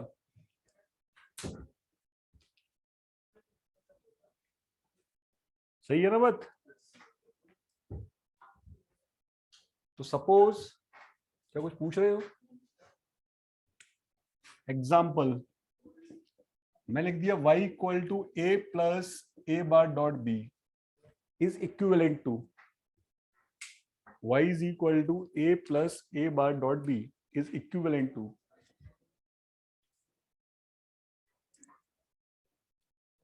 a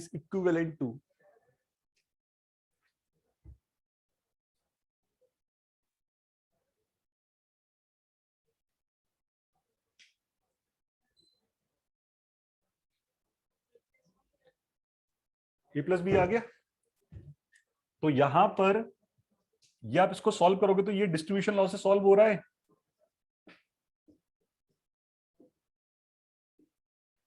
और अभी अभी जस्ट आपने क्या बोला था, ये तो वन होता है, और फिर आपने अभी कुछ देर पहले बोला था कि something dot one is equal to something. इससे और ज्यादा सॉल्व हो सकता है क्या? नहीं हो सकता है। वेरिएबल ए अलग है, वेरिएबल बी अलग है।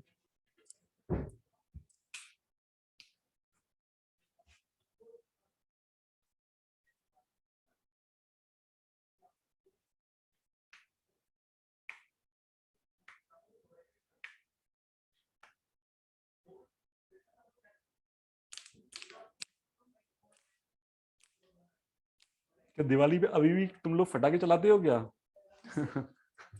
बंद नहीं, वैसे ही पूछ रहा हूँ मैं। मतलब कुछ लोगों को तो जुनून सा रहता है, मतलब जैसे कुछ लोग इतने जुनून वाले जो पैशनेट हैं कि इतनी महंगाई में, मतलब मुझे तो लगता है कि चीजें बहुत ज्यादा महंगी तो हो ही चुकी हैं, और अब यदि हम ढेर सारे पैसे लेके जाए तो बहुत कम फटाके आएंगे। पहले ढेर सारे पैसे नहीं, पहले कम पैसे लेके जाते थे तो ढेर सारे फटाके आते थे।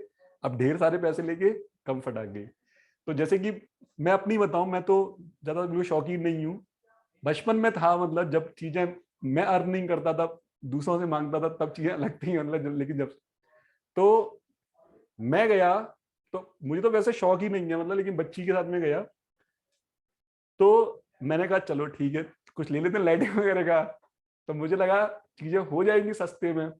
विश्वास ही मानोगे, मैं फटाके के नाम पर कुछ लेके नहीं आया, लेकिन तब भी मेरे 1,500 रुपए खर्च हो गए। क्यों? क्योंकि वो अनार का पैकेट ही 400-500 रुपए का दे रहा है, और मैंने उससे बोला यार कि इसमें 3-4-5 दे दो। बोला ये पूरा पैकेट ही ले जाना, क्या दिक्कत है, आपके चलाते रहना। ठीक है वो पैकेट, अब फिर एक के चक्री भी ले लेते हैं, वो भी 400-500 का। अब चलाने के लिए फुलझड़ी तो चाहिए ही चाहिए ना, बिना उसको तो चलेगा नहीं। तो फुलझड़ी का पैकेट हमारे टाइम, मतलब जब छोटे तब तो 10 रुपए का पूरा पैकेट आता था, पूरा पैकेट वो। अब वो 40 रुपीज का एक ही सिंगल आ रहा है वो, मतलब जिसमें 10 निकलती है स्टिक। और पहले तो वो एक एक दे भी देते थे, अब तो बोल रहे पूरा बंच ही मिलेगा, तो वो पूरा बंच फिर 500 रुपए का हो गया। तो ऐसे करके वो जरा सी पॉलिथीन में है। तो ये चीजें है, और फिर मैं कुछ लोगों को देखता हूँ कि वो बिल्कुल आतंकवादी हो रहे हैं, मतलब नहीं लिटरली कॉलोनी में है, मतलब उनको पता नहीं, वैसे तो बड़ी दिक्कत है मतलब फाइनेंशियली, लेकिन पता नहीं दिवाली कहाँ से फंडिंग होती है उनकी। तो खुद मार्केट में देखा, जरा जरा से बच्चे हैं एकदम, इनको हेल्दी टाइप के हो रहे हैं एकदम आए वो, और मतलब 2 बच्चे हैं तो दोनों के 4 हाथ हो गए ना, और एक पापा है उनके साथ में 6 हाथ हो गए। तो वो उन सभी के हाथ में पैकेट ही पैकेट, पैकेट ही पैकेट है, और रॉकेट और ये और वो, मतलब वो फिर लगाते हैं पूरी दुकान टाइप की घर पे ले जा करके, और वो पूरी रात भर चलाते रहते हैं उनको। मतलब तो मैं ये सोचता हूँ कि जब मेरी जरा सी 1,500 रुपए की आए, तो शायद इनके आज की डेट के हिसाब से 15-20-25 हजार से कम के थोड़ा होंगे ये, क्योंकि हमारे तो देख भी नहीं रहे हैं। हम तो घर भी गए तो घर वालों को बोला कि फटाके कहाँ है पटाखे, मतलब बोले अरे ये कितने महंगे आए हैं। तो वो चीज है, मतलब तो उनको इतना जुनून है, मतलब कि वो उसी दिन के लिए बैठे रहते हैं, मतलब वो ये बोलते हैं हमें कुछ नहीं चाहिए, बस हमें ये दे दो। जबकि वो देखा जाए तो क्या वेस्टेज ऑफ क्या मनी ही है ना, फर्स्ट थिंग। और सेकंड थिंग, पॉल्यूशन भी बहुत ज्यादा हो गया दिल्ली में। तो ये स्थिति है, जिस दिन दिवाली होती है उसके अगले दिन पूरा फॉग, पूरा धुंध धुंध है। नहीं, बैन कर दिया ना अब, 2 साल पहले ही तो बैन किया है, कोई ऐसा थोड़ा है कि 20 साल से बैन चल रहा है। वो अब किया कि पॉल्यूशन बहुत ज्यादा बढ़ गया। और वास्तव में पॉल्यूशन लेवल इतना ज्यादा है ना कि आप जा रहे हो, आपकी आंखों में चुभन होने लगेगी, मतलब जलने लगेगी, ऐसा लगेगा क्या, मतलब एसिड सा कोई कोई कुछ कर रहा है, स्प्रे कर रहा है। मतलब आप जा रहे हो, बाइक पे जा रहे हो, अपने हेलमेट नहीं पहना और आप ऐसे ही जा रहे हो, तो ऐसा लगेगा पता नहीं क्या हो रहा है आंखों में, इतना ज्यादा मतलब पॉइजन उड़ चुका है हवा में। तो कहीं ना कहीं चीजों को रोकने के लिए कुछ ना कुछ तो हार्ड एंड फास्ट आपको लेने पड़ेंगे डिसीजन। अब कुछ लोग भी बोलते हैं कि फिर वो मजदूर क्या करेंगे जो बना रहे हैं। तो बेसिकली क्या होता है ना कि यहाँ पर हर चीज को सिंपैथी के साथ जोड़ के कर लेते हैं। अब तुम सपोज मतलब उस पर अल्कोहल बेच रहे हो फॉर एग्जाम्पल, मतलब तो अल्कोहल कोई स्वास्थ्य के लिए अच्छी चीज तो नहीं है, ठीक है, एंजॉय के लिए अच्छी चीज होगी, लेकिन स्वास्थ्य के लिए तो नहीं है ना। अब गवर्नमेंट उसको बैन बैन बैन, तो फिर वो लेके वहीं पे आ जाती है कि यदि हम ये बंद कर देंगे तो फिर नीचे वालों को क्या होगा, अरे बीड़ी पी रहे हो तुम, तो बीड़ी बनाने वाले कुछ और काम करेंगे।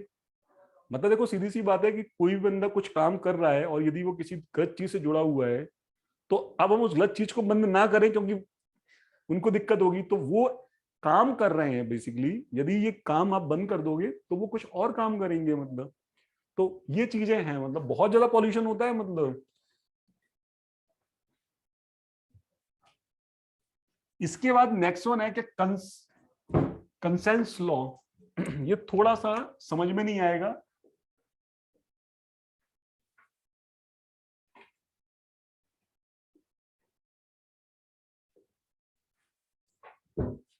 ये लॉ ये बोलता है कि कहीं पर आपको ये मिल जाए लिखा हुआ ऐसा,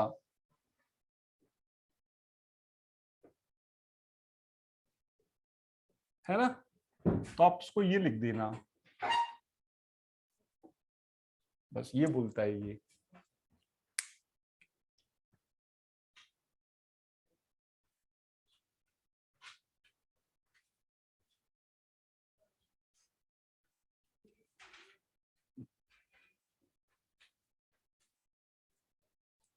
तो इसके पीछे जो कहानी ये है कि बेसिकली ये मैं पढ़ाता नहीं हूं, लेकिन बता रहा हूं मैं कि ऐसे लॉ को हम क्यों ही देखें।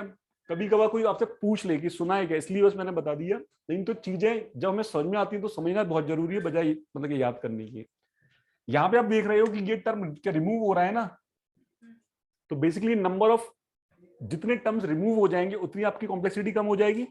क्योंकि हमारी कोशिश क्या होती है, जरा से प्रोसेसर पे 10 lakh transistor, 1 crore transistor fabricate होते चले जा रहे हैं, साइज तो वही है ना।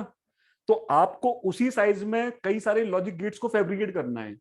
तो आप अपनी बात क्या, प्रोग्रामिंग में एक चीज बोली जाती है कि मैंने बोला कि तुम एक अच्छे प्रोग्रामर हो और ये एक बैड प्रोग्रामर है, मतलब प्रोग्रामिंग तो इसको भी आती, प्रोग्रामिंग तुम्हें भी आती है, लेकिन जब मैंने तुम्हें एक टास्क दिया कि मैं घर से निकल रहा हूँ फला फला टाइम पर, मैं यहाँ आया, मैंने बैग रखा, है ना, वॉशरूम गया, हाथ धोया, मैंने लैपटॉप खोला, ये किया वो की क्लास ली मैंने, इसकी क्या प्रोग्रामिंग करो फॉर एग्जाम्पल।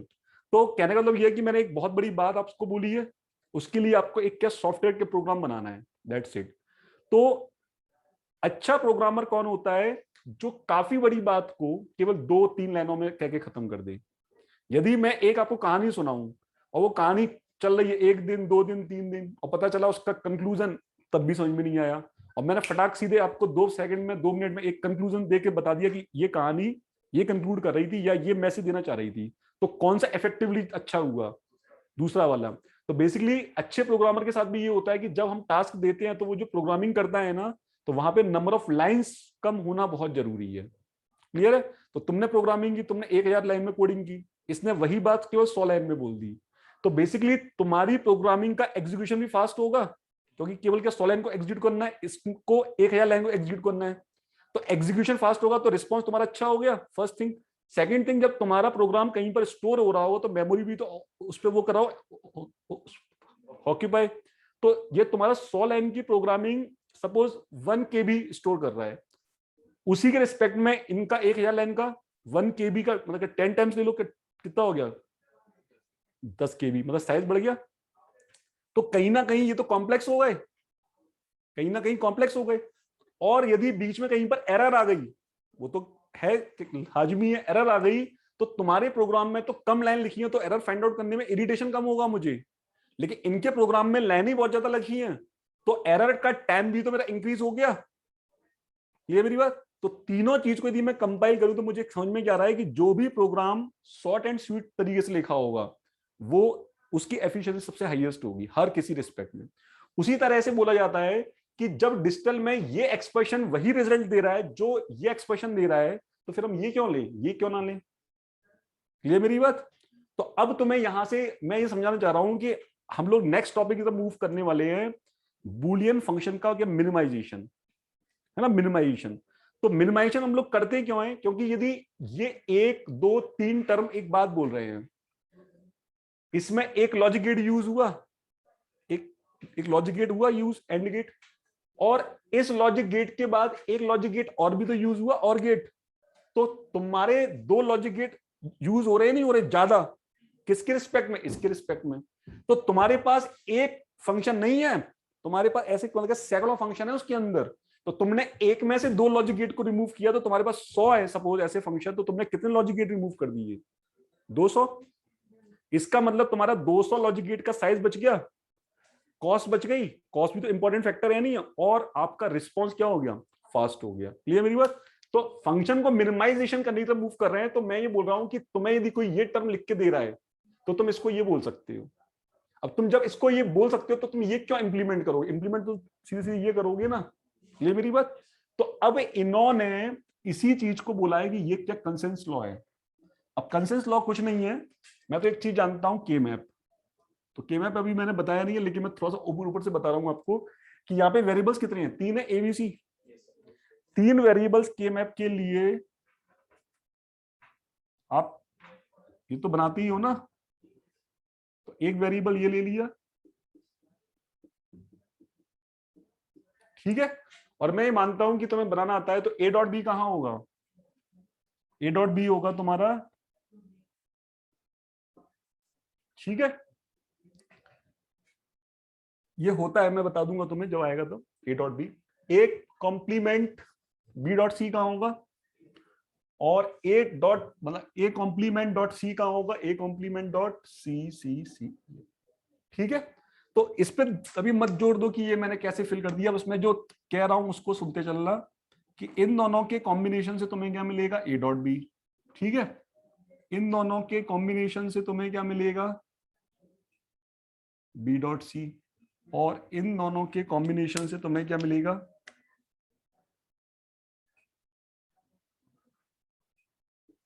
ठीक है, मिलेगा। अब बेसिकली हमसे के मैप क्यों यूज करवाया जाता है, फंक्शन को तेजी से क्या मिनिमाइज करने के लिए। और मिनिमाइजेशन की अपनी कहानी है कि नंबर ऑफ वंस का ग्रुपिंग करनी है मैक्सिमम से मैक्सिमम, और वो मैक्सिमम से मैक्सिमम जो ग्रुपिंग होगी वो 2 टू दी पावर के फॉर्म में होगी, या तो अकेला वन बैठा होगा, या फिर उसके आसपास 2 वन बैठे होंगे, 2 की ग्रुपिंग हो जाएगी, या फिर 4 बैठे होंगे, या फिर 8 बैठे होंगे, या फिर 16 बैठे होंगे। मतलब जो भी हम वंस की ग्रुपिंग करेंगे वो 2 की पावर के फॉर्म में करेंगे, कभी 3 वन की ग्रुपिंग नहीं करेंगे, कभी 5 की नहीं करेंगे, कभी मतलब 6 की नहीं करेंगे, है ना, 9 की नहीं करेंगे, 10 की नहीं करेंगे, 1 2 4 8 16 डॉट डॉट डॉट, यदि पॉसिबल है तो। तो अब तुम यहां देख रहे हो कि यदि हमें के मैप का वो बेसिक पता है तो ये फंक्शन ये लिखा हुआ है, तो के मैप तो ये चीख चीख के बोल रहा है ना कि ग्रुपिंग करो भैया। अब ग्रुपिंग की तो तुमने क्या मिला तुम्हें, ए डॉट बी, और ग्रुपिंग करो भैया तो क्या मिला तुम्हें यहां से, ए डॉट सी। इसका मतलब जब तुमने ग्रुपिंग करी दी, सबकी सबके साथ ग्रुपिंग हो ही गई है, तो फिर इस ग्रुपिंग को क्यों ले रहे हो, तो बस वही टर्म हमने यहां से रिमूव कर दिया, इसी को इन्होंने नाम दे दिया। ये मेरी बात। तो आपको इस पे दिमाग पे जोर नहीं डालना कि सर ये कैसे हो रहा है कैसे नहीं हो रहा, बस यहाँ पे फंक्शंस को मिनिमाइज कर रहे हैं हम लोग, और उसको एक मतलब नाम दे दिया। तो तुम्हें नहीं पता चलेगा देख करके कि कौन सा टर्म रिमूव होना है कौन सा टर्म रिमूव नहीं हो रहा, ये तो एक स्टेटमेंट के तौर पर बताया है मैंने। तो तुम हमेशा क्या करोगे, यूज के मैप, ठीक है। वैभव ये थोड़ा तार तुम ये कहां से पास करोगे, या तो इसके ऊपर से पास कर दो, अपने ऊपर से पास कर दो, अपने ऊपर से। हाँ बस ठीक है, बीच में इधर रख लो उसको, ठीक है, बस हो गया, डन।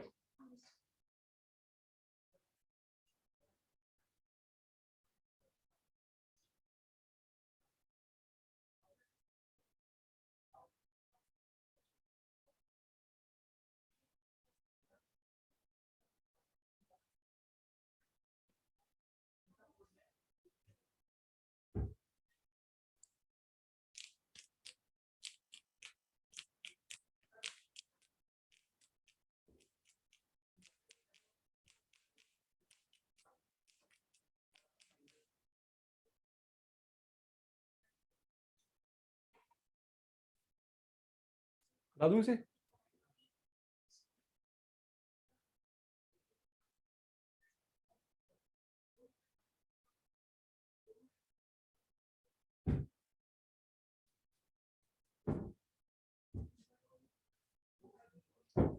इसके बाद नेक्स्ट वन कुछ लॉ और है, ये आपको देख के खत्म करने हैं, मतलब बेसिक पर है।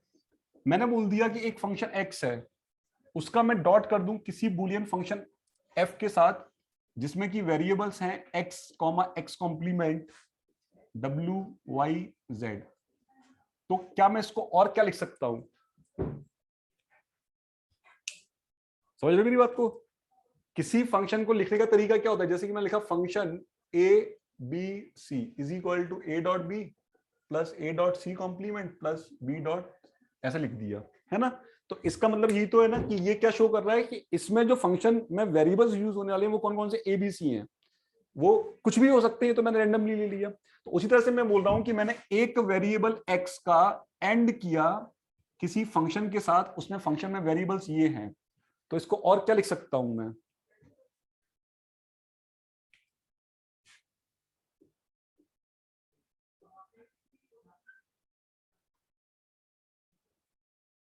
ये बात समझ में आई किसी को? आई ना समझ में? क्योंकि देखो x तो x की जगह भी रहेगा, लेकिन इस फंक्शन में यदि x और x कॉम्प्लीमेंट जो वेरिएबल भी प्रेजेंट हैं, तो उनके साथ जब x टकराएगा, x x के साथ टकराएगा तो आंसर क्या देगा? x ही देगा जब भी टकराएगा। और x x कॉम्प्लीमेंट के साथ टकराएगा तो क्या देगा? आंसर 0 देगा। तो मैं ये बोल रहा हूं, क्या मैं इसको ऐसे नहीं बोल सकता कि x 0 के साथ, सॉरी x यदि 1 के साथ टकराए तो अभी तो मुझे 1 ही, सॉरी ये मिलेगा, x मिलेगा, और यदि x 0 के साथ टकराए तो क्या मिलेगा? 0 मिलेगा। तो मैंने क्या किया, x को तो हटा के 1 लिख दिया क्योंकि ऊपर बताया है, और x को हटा के मैंने 0 लिख दिया। कर सकता हूं मैं ऐसा? इसी तरह से एक और देख लो, फिर बताना मुझे। x प्लस कर दिया मैंने function x x complement W Y Z, अब बताओ इसको कैसे लिख सकते हैं हम लोग?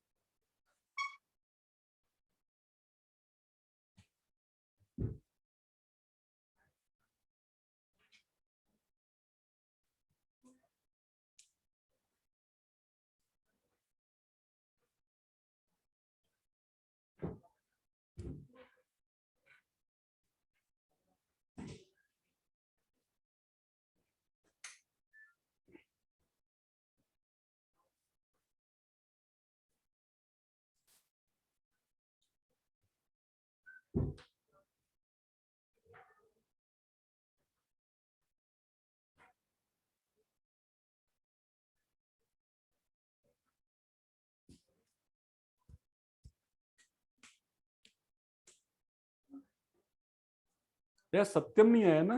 अच्छा, अब आएगा वो, है ना सिग्नल में। हम्म,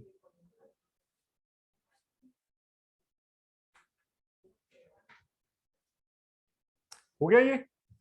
तो ये भी समझ में आ गया होगा। नीचे वाले ऊपर वाले में एंड लॉ फॉलो हो रहा था, इसमें क्या फॉलो हो रहा है? और लॉ फॉलो हो रहा है। तो दिक्कत हो रही नहीं चाहिए। मुझे पता है कि x प्लस एक्स तो x ही रहेगा ना, तो जब जब ये x से टकराएगा तो x प्लस एक्स का ही फॉर्म आएगा। तो क्या मैं ये नहीं बोल सकता हूँ कि x प्लस 0 कर दो, तो अभी तो x ही आएगा। तो क्या मैं इसको x प्लस फंक्शन ऑफ 0 नहीं बोल सकता? ठीक है, फिर मुझे पता है कि x प्लस एक्स कॉम्प्लीमेंट, यदि ये फंक्शन x x से टकराएगा कॉम्प्लीमेंट सब क्या देगा? हमेशा 1 देगा। तो क्या मैं x प्लस 1 नहीं बोल सकता? क्योंकि 1 प्लस समथिंग 1 होता है। तो क्या मैं इसको नहीं लिख सकता? बाद बाकी वेरिएबल्स का इससे कोई रिलेशन नहीं है।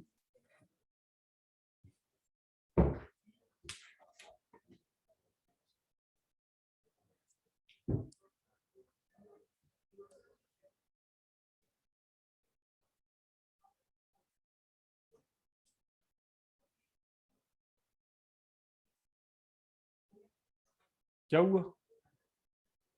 सोच रहे हो कुछ? पूछो, हटा दो इसे।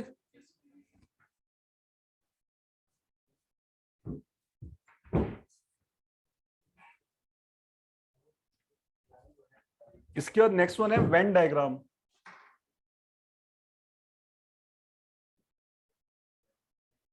तो हमने +2 में सेट थ्योरी पढ़ी थी, वही क्या वेन डायग्राम ही तो था।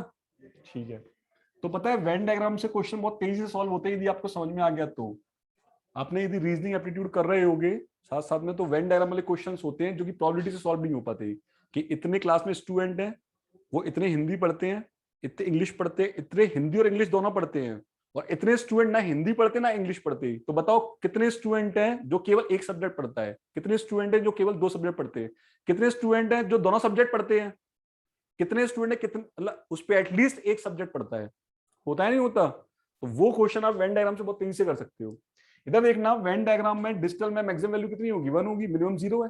ठीक है, ये मैंने एक फंक्शन ले लिया, ये मैंने एक फंक्शन ले लिया, इसको नाम दे दिया x, इसको नाम दे दिया y। मानते हो? ठीक है, तो मुझे एक बार बताओ कि ये जो फंक्शन होगा इसको क्या मैं लिख सकता हूं, x.y, यस और नो? ठीक है, अब मुझे एक चीज बताओ कि यदि मैं इस फंक्शन को लिखना चाहूं,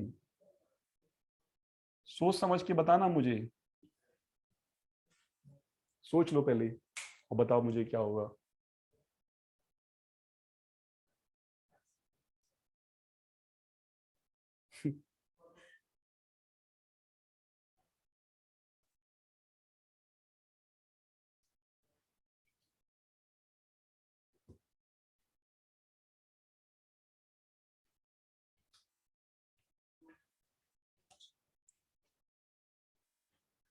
विजुलाइज नहीं कर पा रहे हो?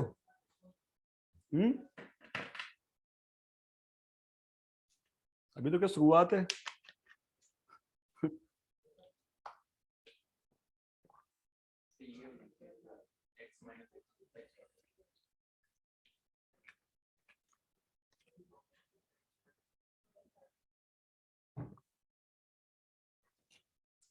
शुरू में बोला था मैंने, माइनस तो होता ही नहीं है डिजिटल में।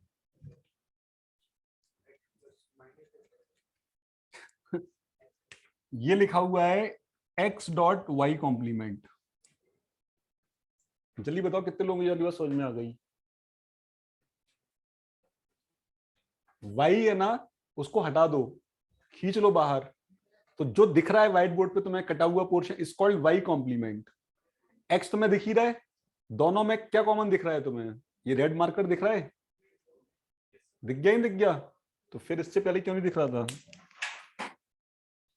ये बताओ मुझे, ये फंक्शन क्या होगा फास्ट? क्या? हाँ, एक्स सिस्टमेटिक में बोलो, एक्स कॉम्प्लीमेंट डॉट वाई। ठीक है, और अब मैं लास्ट पूछ रहा हूं, वो बताना मुझे क्या होगा। पॉज दे लो जरा, मैं जिससे पूछूं वो बताएगा मुझे।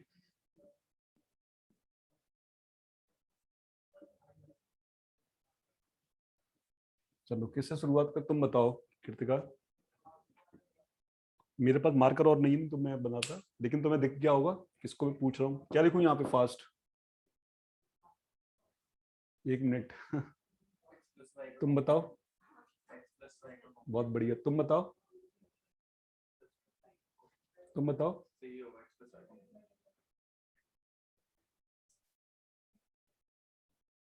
बताओ, अरे सोच ही नहीं पा रहे।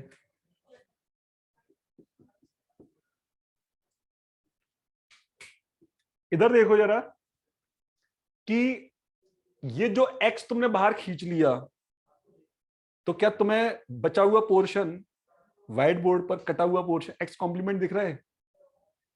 ठीक, उसके बाद तुमने y को भी खींच लिया, अब कटा हुआ पोर्शन कुछ तुम्हें अजीब वरी टाइप का y कॉम्प्लीमेंट दिख रहा है। तो वो कटा हुआ पोर्शन तो पहले ही जा चुका है, उसके अलावा तुमने और काट के बाहर खींच लिया एक सर्कल। ठीक है, अब जो तुम्हें दिख रहा है क्या वो कॉमन एरिया नहीं है x कॉम्प्लीमेंट और y कॉम्प्लीमेंट का? है ना? समझ रहे हो मेरी बात को? सबसे पहले तुमने देखो, जो तुम्हें दिख रहा है उसको हटाओगे, तुमने x को बाहर खींच लिया, तुम्हें क्या विजुलाइज हो रहा है? x कॉम्प्लीमेंट दिख रहा है, x कॉम्प्लीमेंट। ठीक है, अब तुमने y फंक्शन को भी बाहर खींच लिया, अब तुम्हें विजुलाइज हो रहा है कटे में से भी काट दिया, और तो तुमने y को बाहर खींचा, इसका मतलब जो वो कटा हुआ था उसी में से अब जो बच रहा है तुम्हारे पास, वो क्या है तुम्हारे पास? वाई कॉम्प्लीमेंट है। तो पहले तुम्हारे पास एक्स कॉम्प्लीमेंट आ गया, उसके बाद तुम्हारे पास वाई कॉम्प्लीमेंट आ गया। अब जो तुम्हें दिख रहा है वो एक्स कॉम्प्लीमेंट और वाई कॉम्प्लीमेंट का क्या मतलब कॉमन एरिया नहीं हो गया? तो क्या एंड फंक्शन ही लगाओगे? क्लियर? क्लियर? और जो तुम बोल रहे थे वो भी सही बोल रहे थे, लेकिन मैं वो सुनना नहीं चाह रहा था। तुम बोल रहे थे एक्स प्लस वाई का कॉम्प्लीमेंट, ये भी सही है क्योंकि डी मॉर्गन थ्योरम तो ये बोलती है ना, डी मॉर्गन। लेकिन मैं ये सुनना नहीं चाह रहा था, मैं चाह रहा था तुमसे ये विजुलाइज कराना। क्यों? क्योंकि कुछ होने वाला है अभी, है ना। बस बाकी स्टेटमेंट तुम्हारा सही था, लेकिन मैं ये सुनना चाह रहा था। ठीक है, अब यार देखते चला जाएगा इंटरेस्टिंग चीज। मैंने लिखा X dot Y plus X dot Y complement. मैंने इस फंक्शन को ऐड कर दिया ऐड। तो जो मुझे दिखेगा, क्या मुझे वो एक्स दिखना चाहिए? फास्ट दिखना चाहिए एक्स। तो देख लेते हैं इस फंक्शन दिख रहा है या एक्स? एक्स कॉमन ले लिया, वाई प्लस वाई कॉम्प्लीमेंट, अरे ये तो एक्स आ गया। अच्छा मुझे ये बताओ कि ये पे सारे फंक्शन जोड़ दूं तो क्या मैक्सिमम वैल्यू 1 से ऊपर जानी चाहिए? 1 ही जानी चाहिए। तो मैंने सारे फंक्शंस को जोड़ दिया। फर्स्ट फंक्शन क्या है मेरा? X complement Y complement plus X dot Y complement. फिर क्या है मेरे पास? X dot Y plus X complement dot Y है। फर्स्ट में से मैंने वाई कॉम्प्लीमेंट बाहर ले लिया तो बचा X complement plus X, plus second में से मैंने वाई कॉम्प्लीमेंट वाई बाहर ले लिया तो एक्स प्लस। तो ये हो गया वाई कॉम्प्लीमेंट डॉट वन, ये हो गया वाई डॉट वन। तो ये हो गया वाई कॉम्प्लीमेंट प्लस वाई, अरे ये तो वन आ गया। तो बेसिकली इसलिए मैं बोल रहा था। ठीक है, समझ में आ गया? अब इसको नोट कर लो तुम।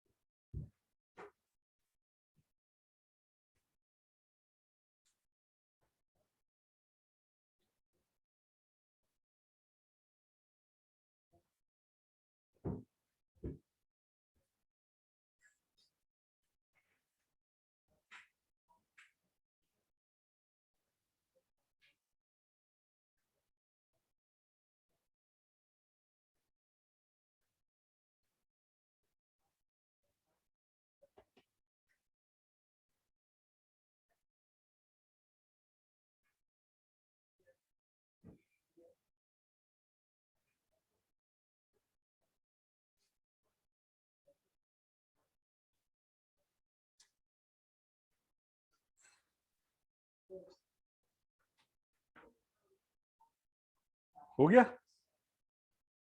चलो एक क्वेश्चन बता दो मुझे।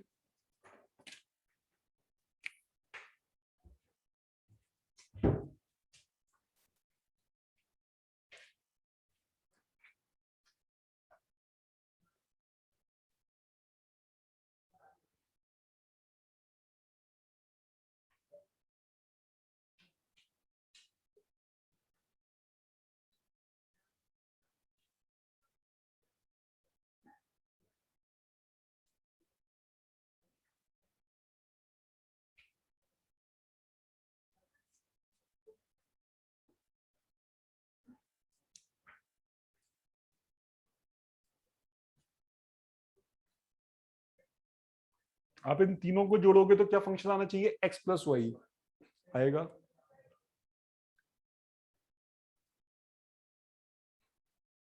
दादू से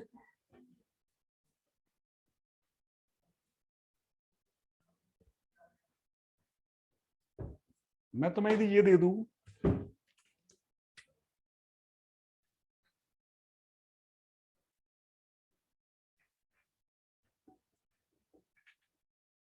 तो मैं आपसे ये पोर्शन जानना चाहता हूं,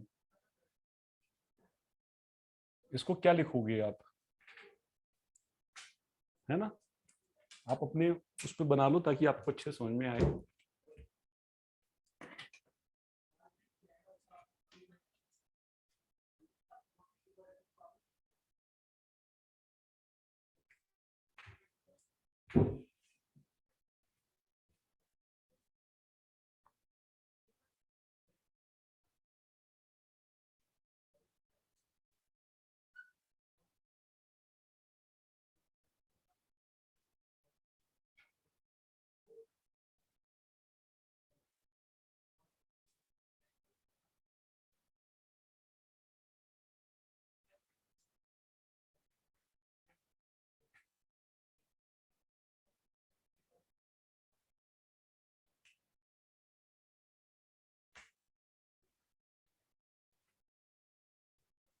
बन गया।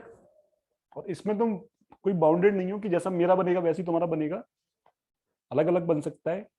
लेकिन कोशिश हमारी एक चीज रहेगी, देखो फंक्शन मिनिमम होना चाहिए, मैक्सिमम की तो कोई लिमिट ही नहीं है, लेकिन फंक्शन मिनिमम में हमें दे रहा है कंक्लूजन, तो वो बेस्ट होगा ना, कम से कम लॉजिक गेट।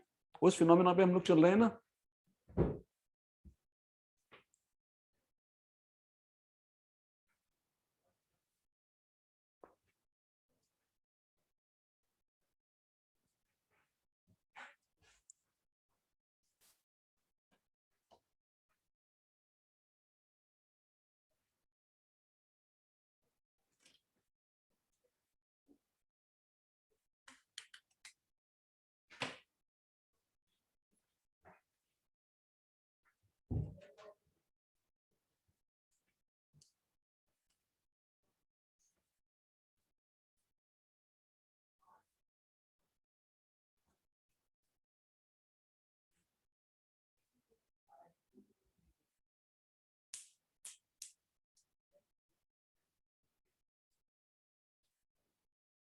अरे इसमें क्यों टाइम लग रहा है?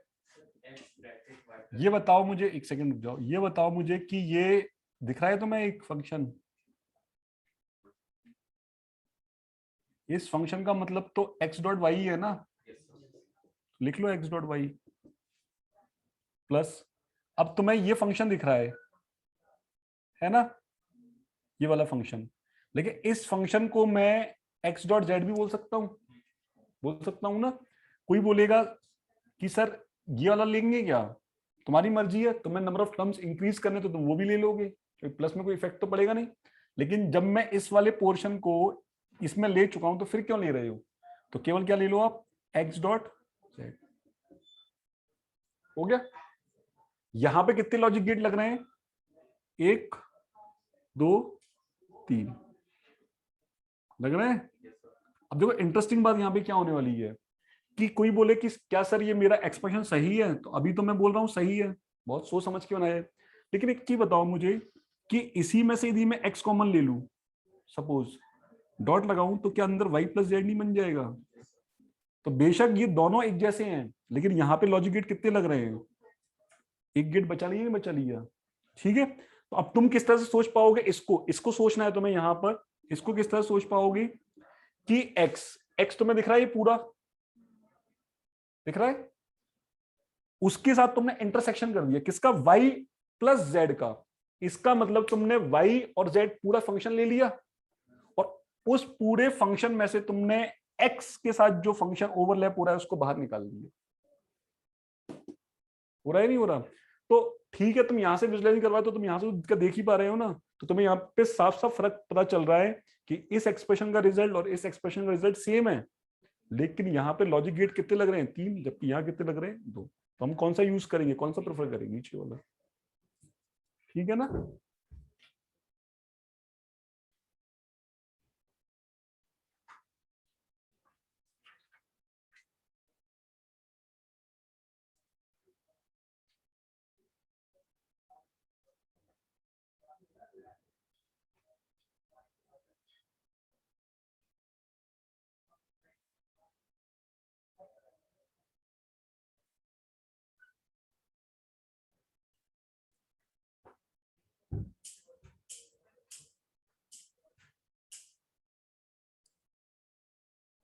ठीक है, तो ये था आपका वेन डायग्राम।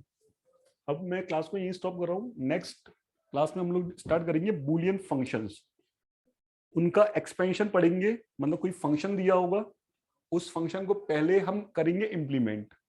तो हमारी कोशिश ये होगी कि हम बजाय हार्डवेयर पे इम्प्लीमेंट करने से पहले हम उसको पेपर वर्क पर ही क्या कर ले, मिनिमाइज कर ले फंक्शन को। क्योंकि हार्डवेयर पे इंप्लीमेंट करेंगे तो आपकी कॉस्ट स्पेंड हो चुकी है, कॉम्प्लेक्सिटी बढ़ चुकी है, स्पीड कम हो चुकी है, फिर कोई मतलब ही नहीं है। तो आप पहली पेपर वर्क करोगे तो हम कोई फंक्शन लिखेंगे, हम देखेंगे क्या ये फंक्शन अपने एक्सप्रेशन में मिनिमाइज हो सकता है, कोशिश करेंगे जहां तक मिनिमाइज हो पा रहा है, उसके बाद उसको हार्डवेयर पर इंप्लीमेंटेशन करेंगे। तो वहीं पर हम बात करेंगे गेट लेवल इंप्लीमेंटेशन की, कि किसी बूलियन फंक्शन को गेट लेवल पर किस तरह से इंप्लीमेंट किया जाता है। ठीक है, इस क्लास को मैं यही स्टॉप कर रहा हूँ। 10 मिनट का 5 मिनट का जो भी ब्रेक है वो ब्रेक लेके फिर नेक्स्ट क्लास हम स्टार्ट करेंगे सिग्नल सिस्टम की।